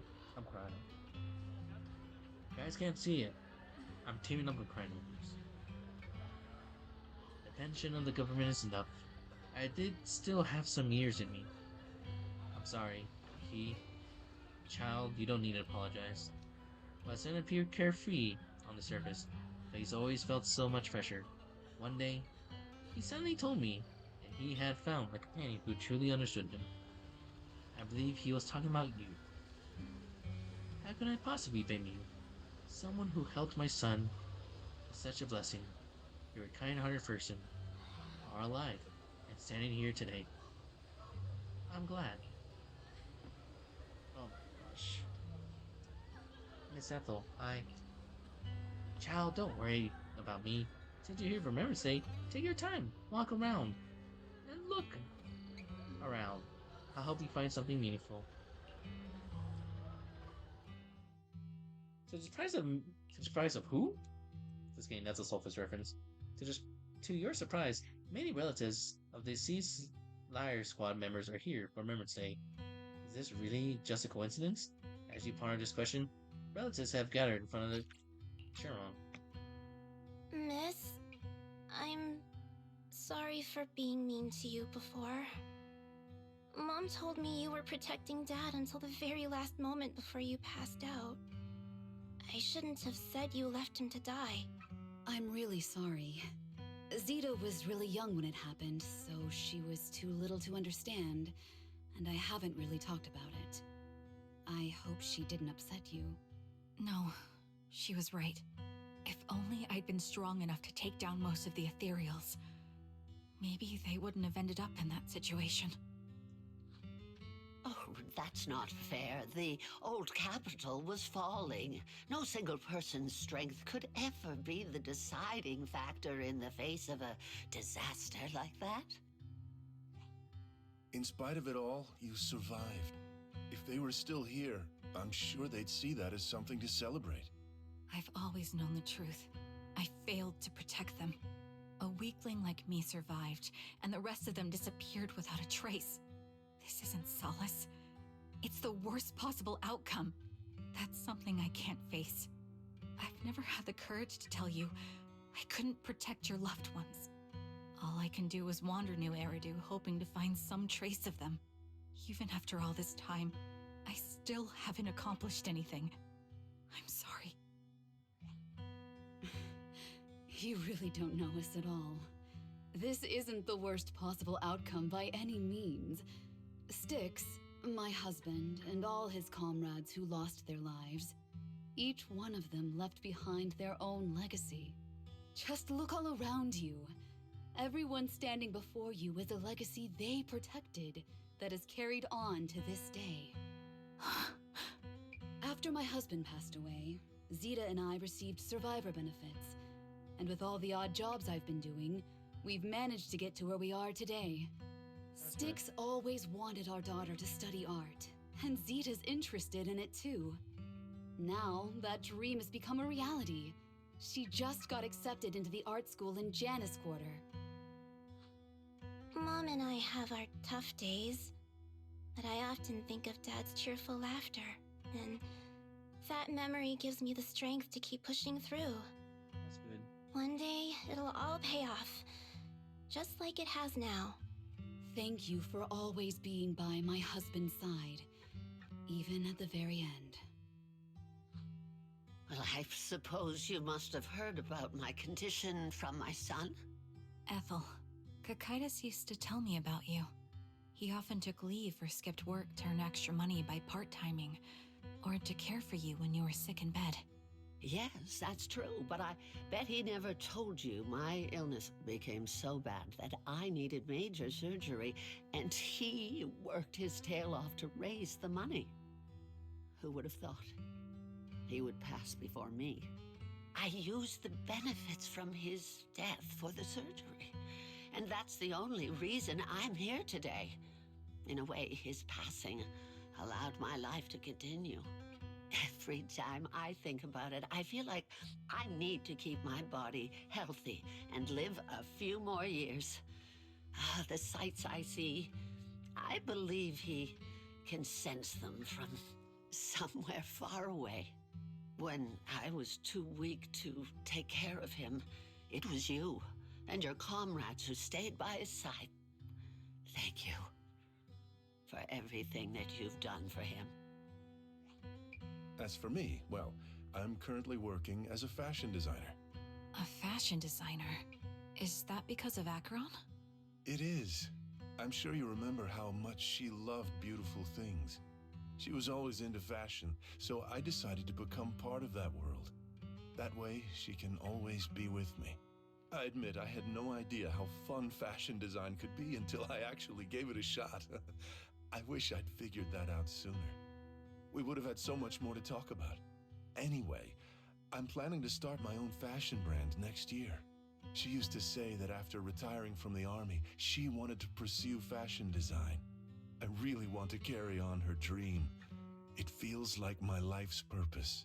You know, she used to talk about you when she came home for the holidays. How your rivalry pushed her to keep improving. So, thank you. I'm proud of my sister. And I'm proud of you, too. As you can see, all of us have made it to this day, carrying the will of those we loved. So please don't say they left nothing behind. They've always been a part of every pain and joy we've experienced over the years. Please remember, everything and everyone in New Eridu is only here today because you all risked your lives in battle. Thank you. Thank you, everyone. It's been wonderful to hear about how you're all doing and to listen to these words. I'm so glad I decided to come here on Remembrance Day. Speaking of which, I wasn't expecting to see any of you. What brings you here today? I could ask you the same thing, Ethel. Last time I asked, you said you weren't coming. I only came because I suddenly got a DM from Nathan. He said he really wanted me to be here. I'm here because of Nathan's message, too. He was pretty insistent, so I thought he'd be here. But I've been looking around for a while now. I still haven't seen him. So it's the same for all of us. I responded to his message, but he never wrote back. Isn't that strange? Sorry, but who's this Nathan you're talking about? Nathan is Lethe's younger brother. Frankly, out of all of us, he's probably the one who wants to see you the most. He used to be part of the defense force himself, and... The day the old capital fell, his squad was responsible for supporting the forces that had already entered the Hollow, which included all of you. He's told us that story so many times. When they saw how bad things were in that Hollow, some of the reinforcements called off their plans and pulled back. He tried to stop them, but there was nothing he could do. He always blamed himself and wanted to find you to apologize. But the truth is, the reinforcements retreating was inevitable. Shortly after their retreat, headquarters issued the official order. We all lost someone in that disaster. And for a while, we resented the reinforcements for their decision. But over time, we came to understand it, and we eventually let it go. There is no avoiding casualties in that battle. In hindsight, it wasn't wrong for headquarters to prioritize saving their strength. May I ask what the name of Nathan's squad was when he was in the Defense Force? The Impera squad of the Obsidian Division. Is something wrong? Oh, Nothing. boy. It's just... I think I might have stumbled upon the answer I was looking for. After 4 family members paid their respect and left, they continued touring the remembrance day. Karan stood there in daze, seemingly having understood something. For that moment, a sound came from the open space in front of the outpost. It seemed someone had stepped at the podium, and the citizen of all gathering of podiums, preparing to listen to a person's speech. According to the schedule for Remembrance Day, it should be time for the representative of the retired Defense Force veterans to give a speech. It looks like the speech is about to begin. I feel a bit concerned, Proxy. Could we go over and listen to the speech for a moment? Absolutely. Now I'm just worried. I'm very worried. I see the lines and I don't like where this is going. Well, let's listen. Is that Zoe on the podium? Is she here to speak on behalf of the soldiers? A decorated veteran. That seems fitting. But I don't see Jesse or Aaron around. Didn't they come? Everyone please, quiet down. Zoe, of Nemesis Squad, a representative of the veterans, will now deliver the Remembrance Day speech. Hello, everyone. I'm honored to stand here and speak on behalf of all of the soldiers of the Defense Force. Today, we gather to commemorate Remembrance Day, a day born from the tragedy of the old capital's fall. Many of us lost relatives or friends in the disaster, and I am no exception. Every member of my squad perished in that battle, leaving me as the only survivor. Losing the friends you cherish to the Hollow is a pain that never fades. It's a sorrow that will stay with us, now and forever. However, to the families of the fallen soldiers, hold your heads high with pride for your loved ones who gave their lives. They fought to the very last moment when the old capital fell. Death isn't the end, nor dishonor. It is their eternal medal. They gave their lives facing an unstoppable disaster, exchanging their sacrifice for the world we have today. In doing so, they fulfilled their duties as soldiers to perfection. Without the blood they spilled, Eridu would not have endured, and new Eridu would never have risen from the ashes. In honor of the wishes of the departed, look ahead, people of New Eridu. Our thoughts and remembrance of those who passed will be carried in every flicker of candlelight and in every bouquet of flowers. Zoe's speech is met with a wave of prolonged applause, and yet, amongst the clap, she dropped her head. Her expression darkened. She stayed silent, waiting for the applause to fade. Before lifting her gaze and scanning the crowd, her eyes paused briefly on Karen, carrying a chilling aura. My speech was meant to end here, but since you all seem quite engaged, please allow me to share a little more. The reason you all agree with what I've said is because it offers a way to step away from the pain. That's what the living do. They seek ways to ease the weight of others' deaths, so they can find a way to start over. This is the new Eridu of today. A huge disaster consumed the old capital, and the people who survived it keep saying things like, treasure the moment and start fresh to numb themselves, hoping to forget the nightmare. No one talks about the soldiers who gave their lives in Hollow Zero. No one asks why they had to die. The brave gave their lives battling the ethereal onslaught, while the weak survived. This is a new Eridu, built by weaklings. Its order founded upon their way of thinking. Your applause makes me realize you all accept this logic. Each of you had loved ones who sacrificed their lives in the fall of the old capital. And now, you're thankful that someone has encouraged you to move on from them. What meaning does the sacrifice of those who died have if you all choose to forget? Have you never thought about why your own loved ones had to die? And why no one is responsible for their deaths? Miss Zoe, there's not much time left for your, Open your eyes! I'm speaking to those who have lost loved ones! If death is the medal for the fallen, then pain is the cross the living must bear. If you fear its weight and run from the suffering, the soldiers will never find peace in their eternal rest. To tear the wound open once again, so you'll never forget the searing pain! That's the real meaning of Remembrance Day! I don't agree. Charon, I didn't expect you to be here for Remembrance Day. How are things going with your search? Seems like you have something to say. Among the people standing here, there's a woman who raised her daughter with the survivor benefits left by her husband. Another who's been able to carry on with her life thanks to the final efforts of her child. And yet another who's found purpose because of the influence of his late sister. The will of the deceased lives on in every person here. The soldiers who died during the fall of the old capital fought for this. The future that their loved ones are making for themselves now. The old me might have agreed with what you said, but someone taught me that pain and hardship can lead to hope. They helped me see that hope could be inherited, not just destroyed when life fades. That's why I believe the departed didn't leave us wounded or with a heavy cross to bear, but with a melody.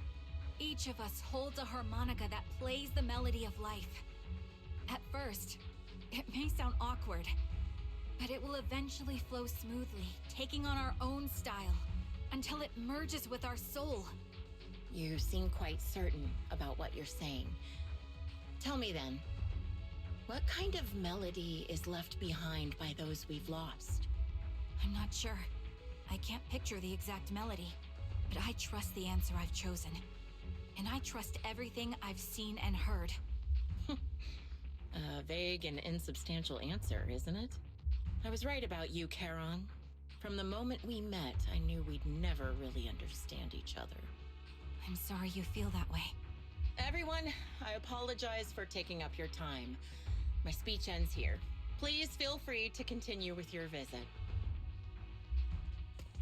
Zoe exits the venue without stringing a single glance back, leaving the audience and defense force in a state of confusion. Charon looks thoughtful in the direction that she disappeared. What do you think, Proxy? Her demeanor and what she said earlier. Something was clearly off. I have a bad feeling. You mean about her real identity, right? Looks like we're on the same page. Killer. Shielded by her identity as a decorated soldier, she seemed pretty confident that we wouldn't confront her directly on military ground like at the outpost. She arrived so brazenly and left without a care. If I'm right about this, she'll be trying to contact us again in no time.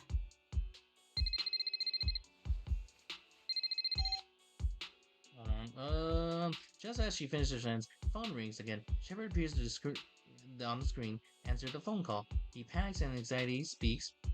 He said that you're in the outpost. He swallowed the words to clear his throat. Looks like you're a little busy, so I'll keep it short. The client just sent me a location via Knock Knock, along with a picture of several unconscious, tied-up individuals. I'll send you the location shortly. It should be an entrance to the Hollow in Port Elpis. At this stage, I don't have any further requests. My only hope is that you'll proceed with caution. A location with a picture of the hostages. Looks like Grim Vulture is losing patience and wants to put an end to all this.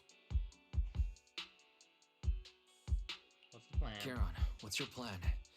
No matter what you decide, I'll stay by your side till the end.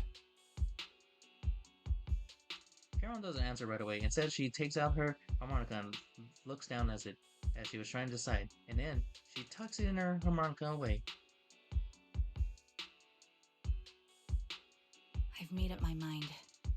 Proxy, please accept my official commission. Help me venture into the depths of the Hollow to rescue the client and any other hostages. It's time to put an end to this. It's up to me to stop Grim Vulture. Stop her from crushing everything in front of her with that heavy cross. Understood. You leave the Remnants Day event with Charon and return to the video store. She cleans her firearm multiple times and keeps adjusting her breathing. The showdown is about to begin. Proxy, thank you for accompanying me this far. In the upcoming battle, Grim Vulture has likely already set up a trap filled with traps. Stage filled with traps, not traps with traps. That'll be a movie trap. Anyway, we may not need to embrace ourselves for a tough battle. I still kinda need to. You have any strategies in mind? To be honest, there's still a full, valuable strategy. Opponent is a sniper, can keenly anticipate the timing and trajectory of each of my shots, dodging in advance. Entering the battlefield pre-prepared is such a formidable enemy alone. It's foreseeable that she will continuously holy cow, why can't I say this word? Occupantly evaluate sniper's position, relentlessly targeting us, while we have a very few opportunities to land a hit on her. When I mean we be easy on proxy, prey? Theoretically speaking, that's right. In a sniper duel, the one who falls to secure the best vantage point or exposes their position is always the loser. But I believe there's still a chance. In our previous fight, I could sense the pride and impatience a Grim Vulture in as a sniper, I'm sure that there was an impatient comes from. But that pride is definitely something we can turn against her. I mean, she will never accept the idea of me surpassing her in sniper skills. If I can outmatch her at a critical moment, she will lose her composure. That'll be the only instance she exposes her weakness. Proxy. This is the strategy I've chosen. Grim Vulture may indeed be a superior sniper, but I suppress her and make this strategy successful. To win this battle, despite the overwhelming disadvantage, please entrust your back to me. Proxy, I need you, as my companion, to support me. Whatever you say, Mama. Yes, I'll protect you. So please, also provide me some guidance.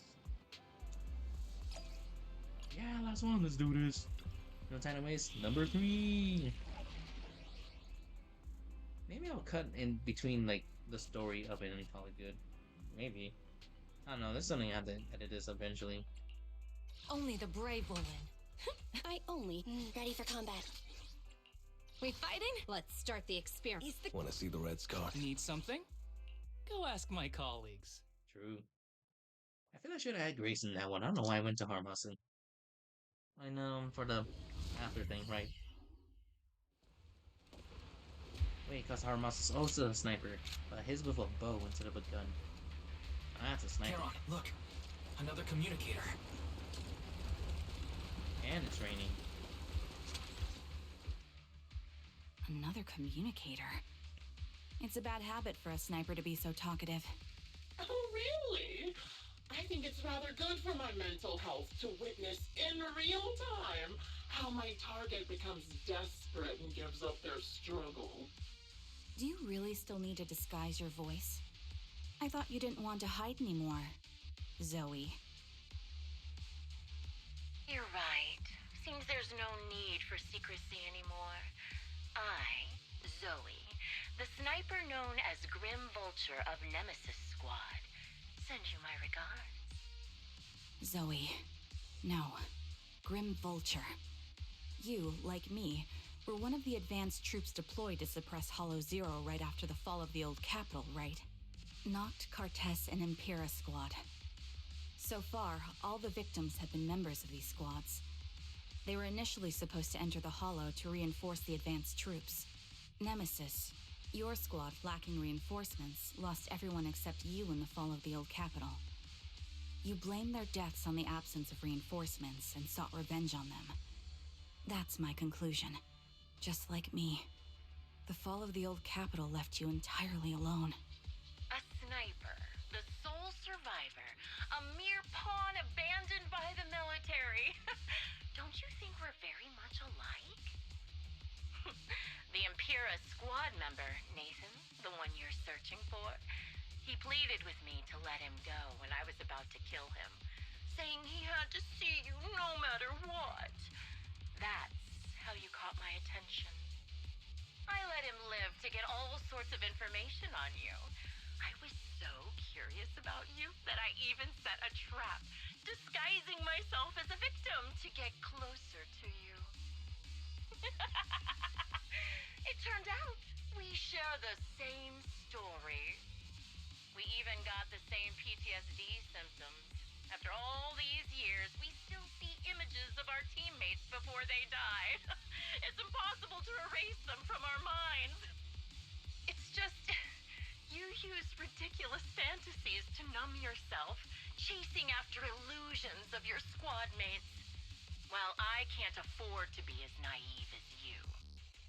One night, when I was overwhelmed with the unbearable images of my comrades' deaths, vomiting and crying, I finally realized the meaning behind their appearance before me. They were pleading with me, pleading for vengeance against those who abandoned us, begging me to destroy the repulsive, hypocritical new order of New Eridu. So, I carried on their will. I began kidnapping targets and sniping them in the Hollow, watching as they became corrupted and died in despair. Do you really think this is what they'd want? What else? Would they want me to be like you, playing an at a game of finding my missing squad mates, accepting their deaths when I'm done playing, and then forgiving the very enemy who killed them? What a noble and virtuous gesture. Forgive on behalf of fallen comrades, coexist with new Eridu's order, and live peacefully among cowards. It's precisely because you and I are so similar that this hypocritical and cruel attitude makes it even harder for me to forgive you. After our first conversation, I was certain I must end your life myself to prove I'm right. That's exactly what I wanted to say to you, too. Because we've suffered the same hardships, I can't accept the path of destruction you've chosen. Jesse, Aaron, Nathan, the client I've been searching for, and any other targets of revenge you've set your sights on. They all feel regret and struggle over the choices they made back then. But you can't see any of that. You didn't target the higher-ups who misjudged the situation, the dangerous ethereals who killed your comrades, or the ones responsible for the fall of the old capital. Instead, you went after the easiest targets. Grim Vulture, as a sniper of the Eridu Defense Force, you have failed in your duty. To preserve the will and hope left by my comrades, I'm going to put an end to your actions right here. That suits me just fine. A sniper should let the gun do the talking. Make it to the deepest part of the hollow alive, and I'll meet you with nothing but raw malice. Let's do this, baby. Since you made it here, let me reward you with a few things you don't know. Noct, Carton, Impera, and many other squads. Did you know the reinforcements that were meant to back us up ended up deciding to retreat?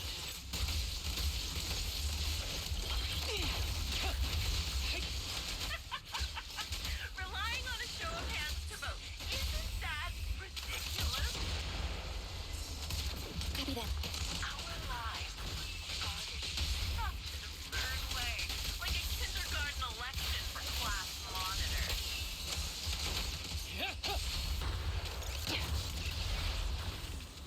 So, when I killed them, I employed the same method. Fine. I'll take point. I made the Jesse and Aaron, do you have them too? Or are they already?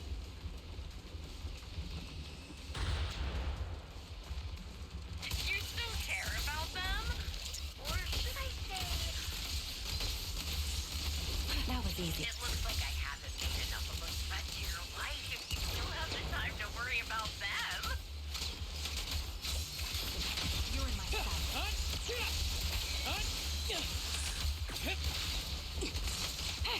Why not leave their faces hanging as an unsolved mystery? Normally that's more suspenseful, right? Show no mercy. In any case, when you stumble into the underworld with your insides spilling out, you'll see the two of them.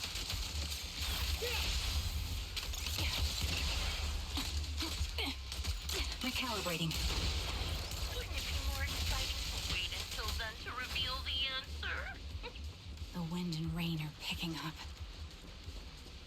See that? Yes. This extreme weather is perfect for sending you to your grave, don't you think? No one will hear your screams and cries as you die. Oh, what's gonna happen, guys? Supporting position.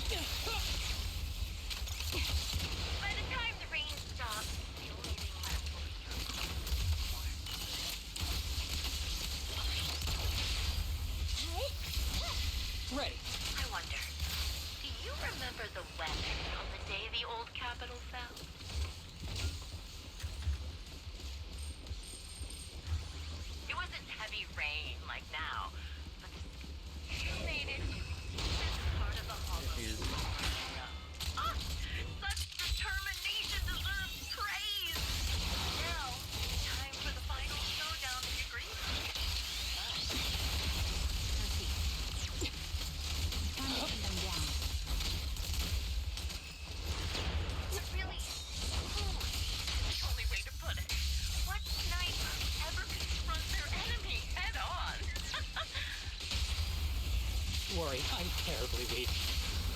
Preparing takedown. I've prepared a little gift for you.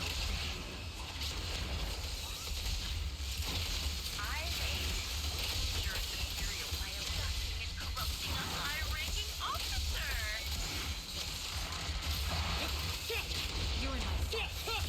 It wasn't easy luring it here. You can play with it for a while. Supporting position. As for me, I'll watch you from above, waiting for the then I'll put a bullet right through your heart.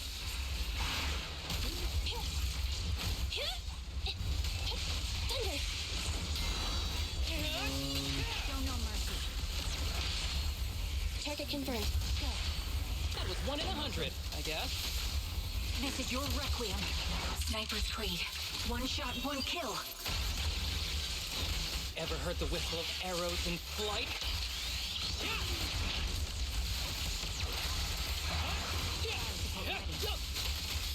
I'll pierce right through. Target locked.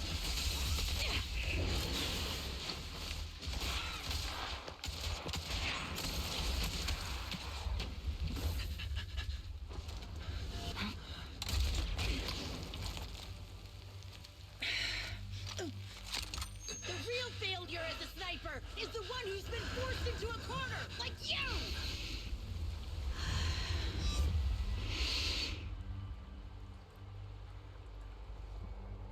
Hey guys. The wind. It's shifting.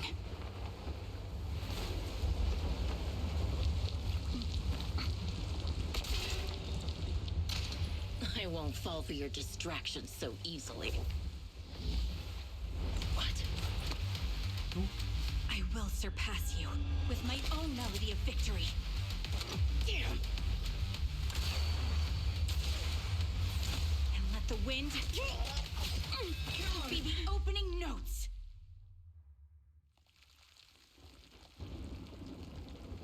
Charon! No! Wake up!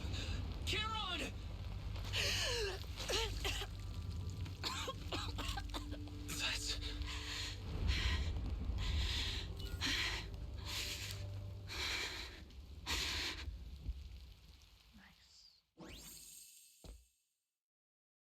After gunshots of the hollow falls silent once and more, leaving only the countless beating raindrops, attempting over and over to wash away the sense of blood that oozes from the wounds from the defeated only to fall time and time again. The loser pays no attention to her mortal wound, only staring at the distant horizon, as though salvation might be waiting there. Sometime later, Victor Wood has climbed the steel strings in front of her. They shared the last words, while the defeated still has enough energy to conserve. Just you? Where's your friend, the proxy? I'll wait you. The proxy went to rescue the hostages. I want to speak with you alone. A sniper should always monitor the changes to their surroundings, factoring the environment into their tactics. Being blinded by the intent to kill and failing to take this into account was your downfall. Didn't expect to be lectured by a youngster. What a disgrace. When my view was blocked, I realized you'd used the visual blind spot to reposition. So I adjusted my aim accordingly. But I still couldn't hit you. Your prediction and accuracy were spot on. I was just saved once again by this. By both this harmonica and by my former comrades. Are you trying to say that this is destiny? That it's the will of my companions guarding me? I lost to the wave of ethereals, to the military's betrayal. And now I lose to your reckless actions, driven by some ridiculous fantasy. Your fantasy, your attitude, your very existence, and the outcome of this battle. They are the greatest denial and insult to my revenge. Yet you're emitting a much calmer ether energy now. Almost as if you found relief. My vision is fading. I can't see my comrades on the brink of death anymore. My wounds are fatal, but I don't feel any pain. Relief. It's not such a bad thing. Did you intend for me to kill you from the start? Let me answer that question with a story. The first time I saw you was actually during the fall of the old capital. My comrades were all dead, and the reinforcements the higher-ups promised before the mission never came. I can't even remember how long the fight went on. Ultimately, I had no choice but to retreat, failing to bring back my squad mates' bodies. I made my way through one battle line after another. The advanced troops were nearly wiped out. But when I reached a certain front, a small squad of survivors called out to me. Few people can still stand after such severe corruption and injury, but all 5 of them were still fighting.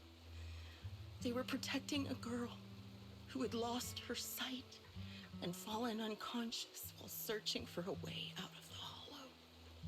They told me they were beyond saving, and if I planned to retreat, I must take the girl with me.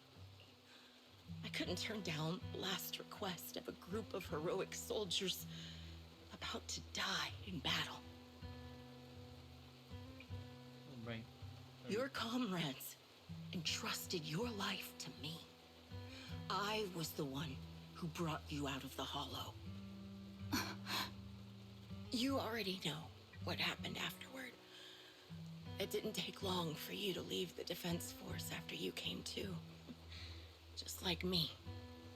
I developed PTSD so intense that sometimes I couldn't even hold a normal conversation. But for me, the hardest blow was the death of my squad. To an orphan like me, they were family. If the reinforcements had kept their word and provided support, they wouldn't have died for nothing. Don't you ever have that thought?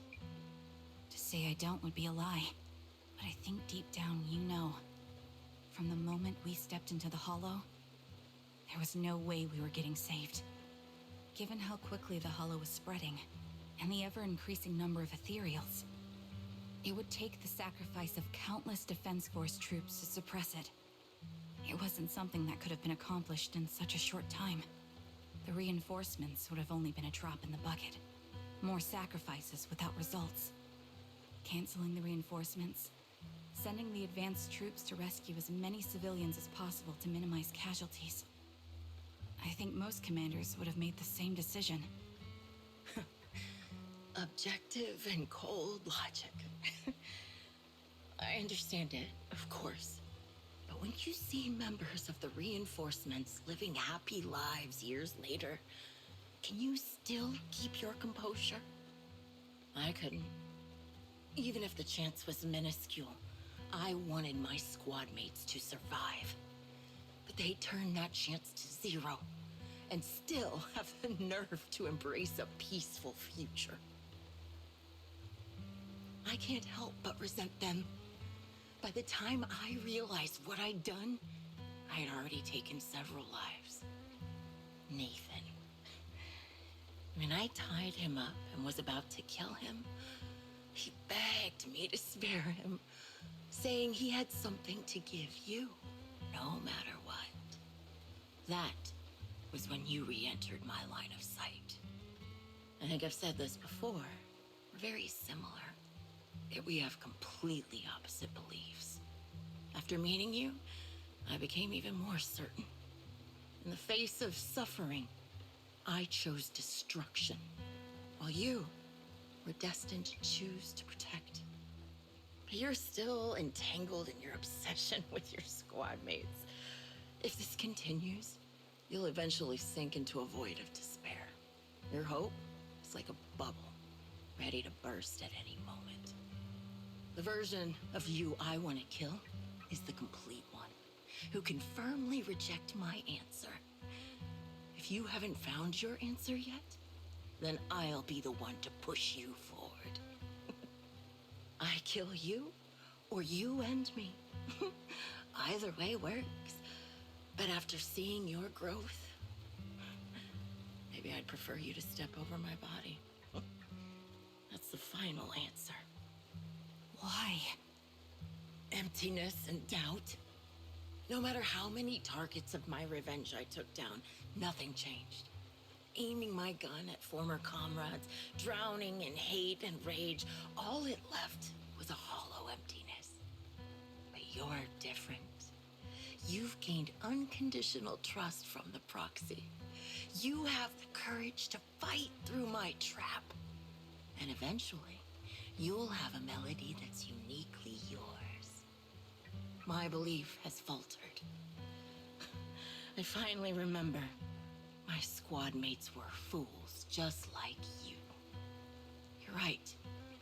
They would never want me to become this way. I talk about carrying their cross. But in truth, I never carried their will. So be it. Take the hostage and go. A villain stained with the blood of others deserves nothing but a miserable end. I'm looking forward to how long you'll be able to protect those in front of your eyes. Dawn doesn't leave. Instead, she kneels behind. Karan, hold on, let me read this properly, hopefully. Karan doesn't leave. Instead, she kneels behind. Besides Grim Vulture, picks up the bullet-marked harmonica, begins playing melody till homecoming.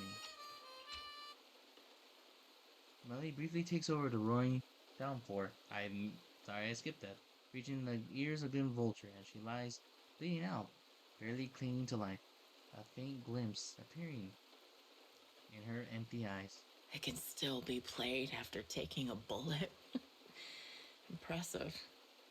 This is my final melody to you. No matter how miserable you've become, I'll still remember you. Remember we once shared the same path in life. But in the end, our paths diverged. Your hatred has long twisted into sin.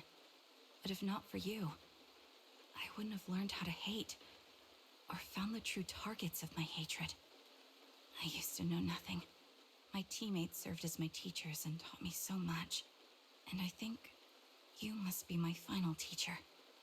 You taught me, in the most intense way, what hatred truly means. Really? So you found someone you want revenge against, too. That's good. The melody harmonica plays as the girl endures the agony of her ocular objection, struggling to make the harmonica's noise rise again, the sound of rain, as the last note fades. We'll never know the last text unless you pause the video and read it. It was good. It was very good. Did it again. Meanwhile, outside the hollow, you rescue the kidnapped people, leaving the hollow. Reporting to public security, the update Shepard, a series of taking the van, blah blah blah, reported called Port Alphys. Foxy, we arrived at the port. According to Shepard, he declined, and he rescued Jesse and Aaron should all be here. Let's go talk to them. Something bother you? Oh, Foxy, you notice. Even though we defeated Grim Vulture, I still can't seem to let it go. Just as I thought, when the wind changed and the flying banner blocked her vision, she could have retired, waited for her sight to clear, and then resumed sniping. If she had done that, I would have no chance of winning. But her pride wouldn't allow her and to take an action. They implicitly admitted her tactics were inferior. She still chose to engage in a shortfoot with me, despite the blind spot. Does this just prove your strategy was successful? But after realizing that she actually wanted to die, I started to wonder, was my course of action something she deliberately led me to? I would find a break to trap and create an opportunity to... whoever that was. Oh, I'm waiting for that moment, ready to test whatever I truly surpassed her through the direct confrontation. believe that was her intention. Everything must be very complicated. Foxy, I told you, the Grim Vulture once appeared here at the port, standing at the trash can by the wandering plank, gaze of the sea. What was she thinking about back then? I wonder. Sorry, I was just talking to myself. Let's go meet the client together. He's still alive and he hasn't been to the Grim Vulture victim. I'm surprised at the best news we could have. Although I really understand the client's true identity, it's not my teammate. He wants to not bring the hope I've longed for. I still want to face him. Let's go together. So you're not alone. Going on the boat. And we'll see other things. I want to be. So you're the sniper from Liar Squad. It's nice to finally meet you. And you must be the one who's been searching for me. Nathan, the younger brother of Lethe. It's good to see you safe and sound. That's right. I'm sorry for causing all this trouble. I nearly cost you your life, becoming a target of a victim from the fall of the old capital. Maybe that's what I get not helping my brother and the rest of the defense force back then. When the reinforcements decided to retreat, I spoke out against it. I had family among the soldiers already in the Hollow, but I didn't have the courage to take that step. The one that might have cost me my life. I'm sorry. You don't need to feel regret or apologize. The outcome wasn't something you could have controlled. You cared deeply for Lethe, and even today you still think of him. To someone like him, who always cherished family, that's more than enough. Thank you. I heard you've been searching for the members of Liar Squad all these years. I'm nothing compared to your determination. Thank you for everything you've done, but please stop the search. It's time for you to start living a life that's truly your own. I hate to say this as a family member, but back then, they were already... I know. You don't need to say it. I've been drowning in a fantasy of my own making for years, but it's a fantasy that kept me from falling into the abyss. Nathan, Grim Vulture told me you have something you want to give me. Is that why you commissioned someone to find me? Yes. After learning about the bond between you and your squad, I knew I couldn't live with myself if I didn't get this to you. So I got on my knees and begged Grim Vulture, even playing this recording for her, hoping it would move her. Regardless of how things unfolded, what matters is that it wasn't destroyed, and I'm here, alive, to hand it to you. Then ramage through his jacket pocket and takes out a slightly worn tape. Discover long after he's surprised. I found this while going through my brother's belongings. It's been tucked away for years. There's a recording on it, and I think it's a gift Liar Squad made for you, but never had the chance to give you. Thank you so much. Do you mind if I listen to it now with the proxies? With us? With me and Belle? We're honored. I thought we were just here to collect the commission fee today. Go ahead. As for the commission fee, I'll pay it to you both shortly, so don't worry about that. Nathan takes a step. Con looks at you. Lips standing trembling, gently hand, and she presses the play button.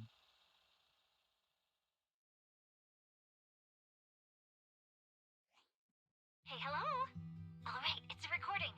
This is a message from Liar Squad for our little sniper. Everyone ready? I'll count down. 3, 2, 1. Congratulations on your 1000th day with Liar Squad! Hey, you guys are totally out of sync. Captain, can we redo this? The anniversary gift has to be perfect. That's our assault specialist, Acheron. She has a strong sense of aesthetics, prioritizing beauty in both combat and her daily life. She taught me a lot about makeup and fashion. Oh, she won't care if we're a little off. Forget the re-record. Let's just get it done and order the cake. We don't want him to sell out. That's our medic, Kakaitis. He's usually lazy and a bit of a smooth talker, but he's actually very capable and kind. He taught me a lot about unconventional negotiation tactics and ways of handling things. You two, stop arguing during the recording. I've already ordered the cake.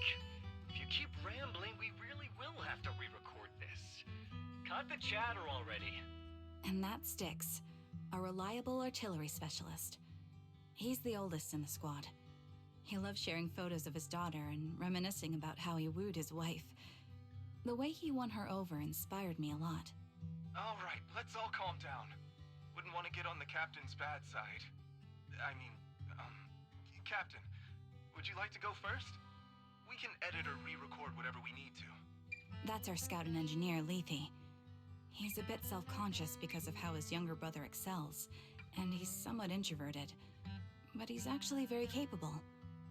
He taught me sharp observation skills, calm execution under pressure, and how to make use of the environment. Okay, thank you all for settling down before I completely lost my cool. It's fine. No need to cut anything or re-record. Let's just keep it as it is. Loud and messy, just like our Liar Squad. That's our captain, who took me in and taught me how to play the harmonica. And the real Charon. I'll make sure to explain properly to you later, Proxy. As you've heard, this recording is a little gift from the 5 of us. How time flies. When I brought you into the squad about 2.5 years ago, you were just a shy kid who blushed whenever you talked to someone. Over these 1,000 days, you've really worked hard to keep pace with our fighting rhythm. You've done incredibly well. In the last mission, your successful sniper kill of that high-risk ethereal really helped Acheron a lot. I hate to say it, but yeah, I went too far in last time. Thanks for getting me out of that mess. Just this once, I'll admit, your moves were more elegant in that fight. Not just that fight. Ever since you became a quicker shot and learned to adjust for wind speeds on the fly, we've been taking fewer and fewer hits. Makes my job way easier. So, cheers. You often worry about not doing enough. But in these 2.5 years, you've absorbed everything I know about stealth, reconnaissance, and tactical countermeasures. Trust me, you'll become an incredibly skilled sniper. Having you covering us from the rear makes every fight feel safer.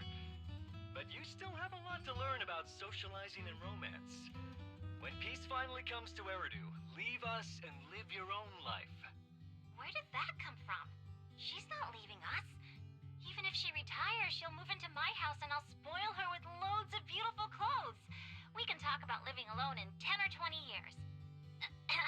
Sorry, I got carried away. Anyway, you're talented and hardworking. Over these 1,000 days, you've opened your heart to us and even encouraged us in return.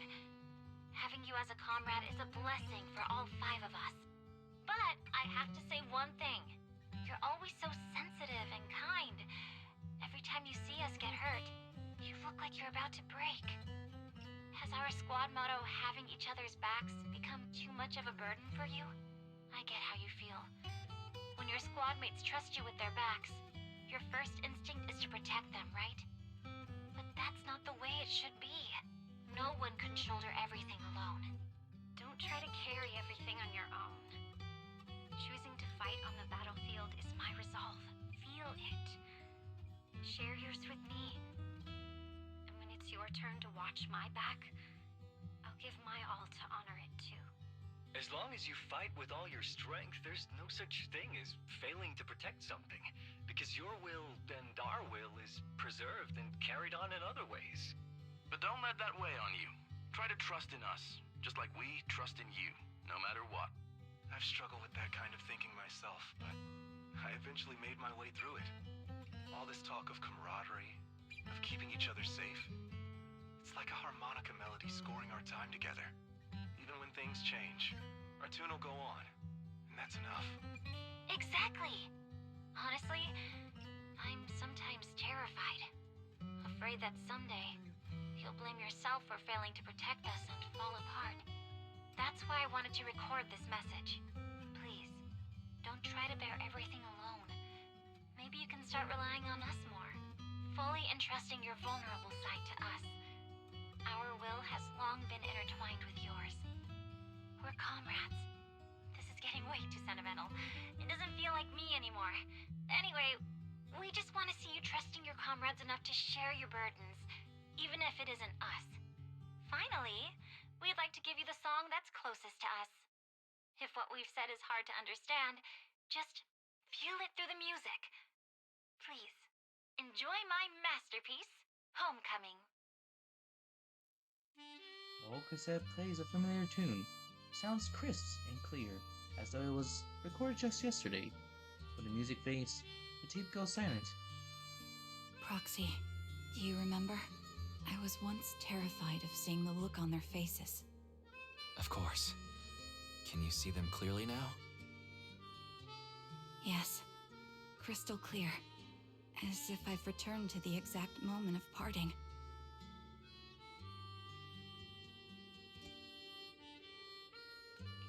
So this is our last glance. This is the answer you wanted me to find. Thanks, guys. For everything. After meeting with Nathan, you spend a time with Charon at Port Alpus. Letting the sea breeze wash over you. You don't say a word, because you both know it's soon be time to part ways. As the temperature begins to cool, you head back to 6th Street with her. Proxies. No. Wise. Belle. I've troubled you two a lot these days with my personal affairs. Words can't describe what you've done for me. No worries. Honestly, my brother and I have been a bit lost recently. Meeting you, though, well, it feels like we've known each other forever. Doesn't it, Wise? Yeah, we've learned a lot from you too. If nothing else, spending time with you really cheered us up. Perhaps we've always shared the same resolve. Yeah. When I was trapped in self-doubt, unable to get out, I'm glad you were there with me. You're right. We've already entrusted our backs to each other as comrades. And because of that, because we are comrades, please, hear me out. Maybe you've already noticed. I'm sorry, but I've been keeping something from you. Charon isn't actually my codename. As I mentioned before, Charon was my captain's codename. When I met both of you for the first time, I didn't want to tell you my codename, because I thought someone who couldn't protect their squad mates had no right to one. So I lied. Captain Charon was an orphan like me, with no family to mourn her. I've been using her codename because I may be the last person in the world who still remembers her. But I understand now. If I want to keep moving forward, I can't keep hiding behind a lie. My true codename is... You don't have to tell me right now. Charon, at the harbor, Nathan spoke to you privately. Was he offering you a chance to return to the Defense Force? Yes. He said he still has a friend in the Defense Force who's currently forming a new squad. And if my goals align with theirs, I could consider joining them. So, what's your decision? Where will you go next? After everything that's happened, I think I do share the same goal as that friend of his and the new squad they're building. So I'll head back to the new Eridu Defense Force and keep chasing my new goal with a new team. Your new goal... Is it to look further into the fall of the old capital? Yes. My encounter with Grim Vulture has made me realize this should be the true form of my vengeance. I'll uncover the real culprits behind the old capital's fall and make them pay for their crimes. If the ferryman who leads me to the truth demands a price, I'm willing to wager my life. I have a gut feeling the masterminds will reveal themselves again soon. To protect the city my comrades cherished and sacrificed their lives for, I won't allow such a tragedy to happen again. By letting the will to protect guide my hatred, I now have a clear aim toward the truth. That's what I thought. If that's the case, then for now, we shouldn't learn your true codename, nor entrust our backs to one another. Are you saying we're on opposite sides? No. We might walk different paths, but those paths will lead us to the same destination. It's just that, for now, we can't say any more than that. To be honest, after facing an enemy as ruthless as Grim Vulture, we're reminded of our own powerlessness. Watching you fight back, almost losing your life to a bullet, that feeling. We're nowhere near strong enough to protect you. And we're not strong enough to open up about our pasts either. Sorry. Without a second thought or hesitation, Caroline takes hold of each of your hands, brings them together at her chest. If this is your slightly selfish principle, I'll respect it. You were once my proxies, and I'll keep this memory locked away as something I cherish. If, as you say, our destination is the same, then we should continue on our separate paths, striving to grow stronger. The next time we meet, I'll reveal my true codename. I hope we can become true comrades. I want your presence to forever remain in the melody of my life. Yes, it's a promise. We'll cross paths once again, Charon. You watch a woman who calls herself Caroline walk further and further away. The Defense Force soldier waits for her at the end of the path.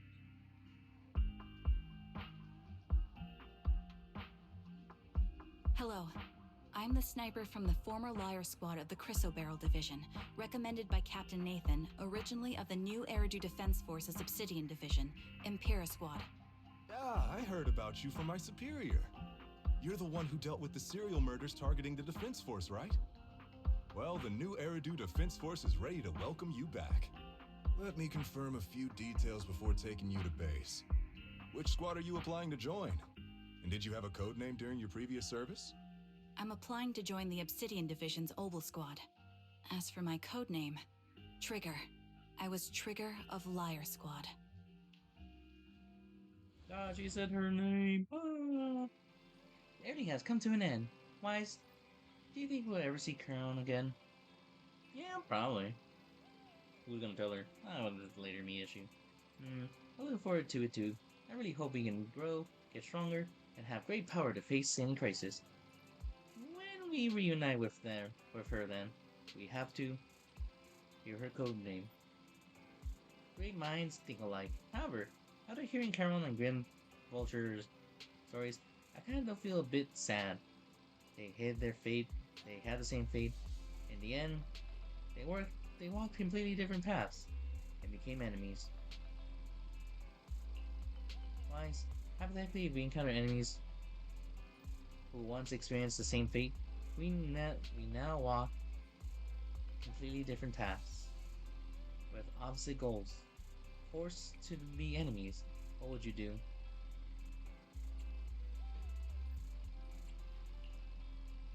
Sounds just like something you would say, Wise.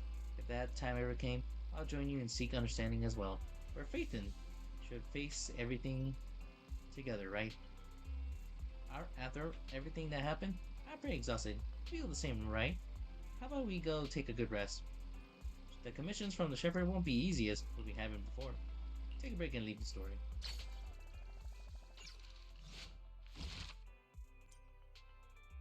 Ooh. No, it was a story.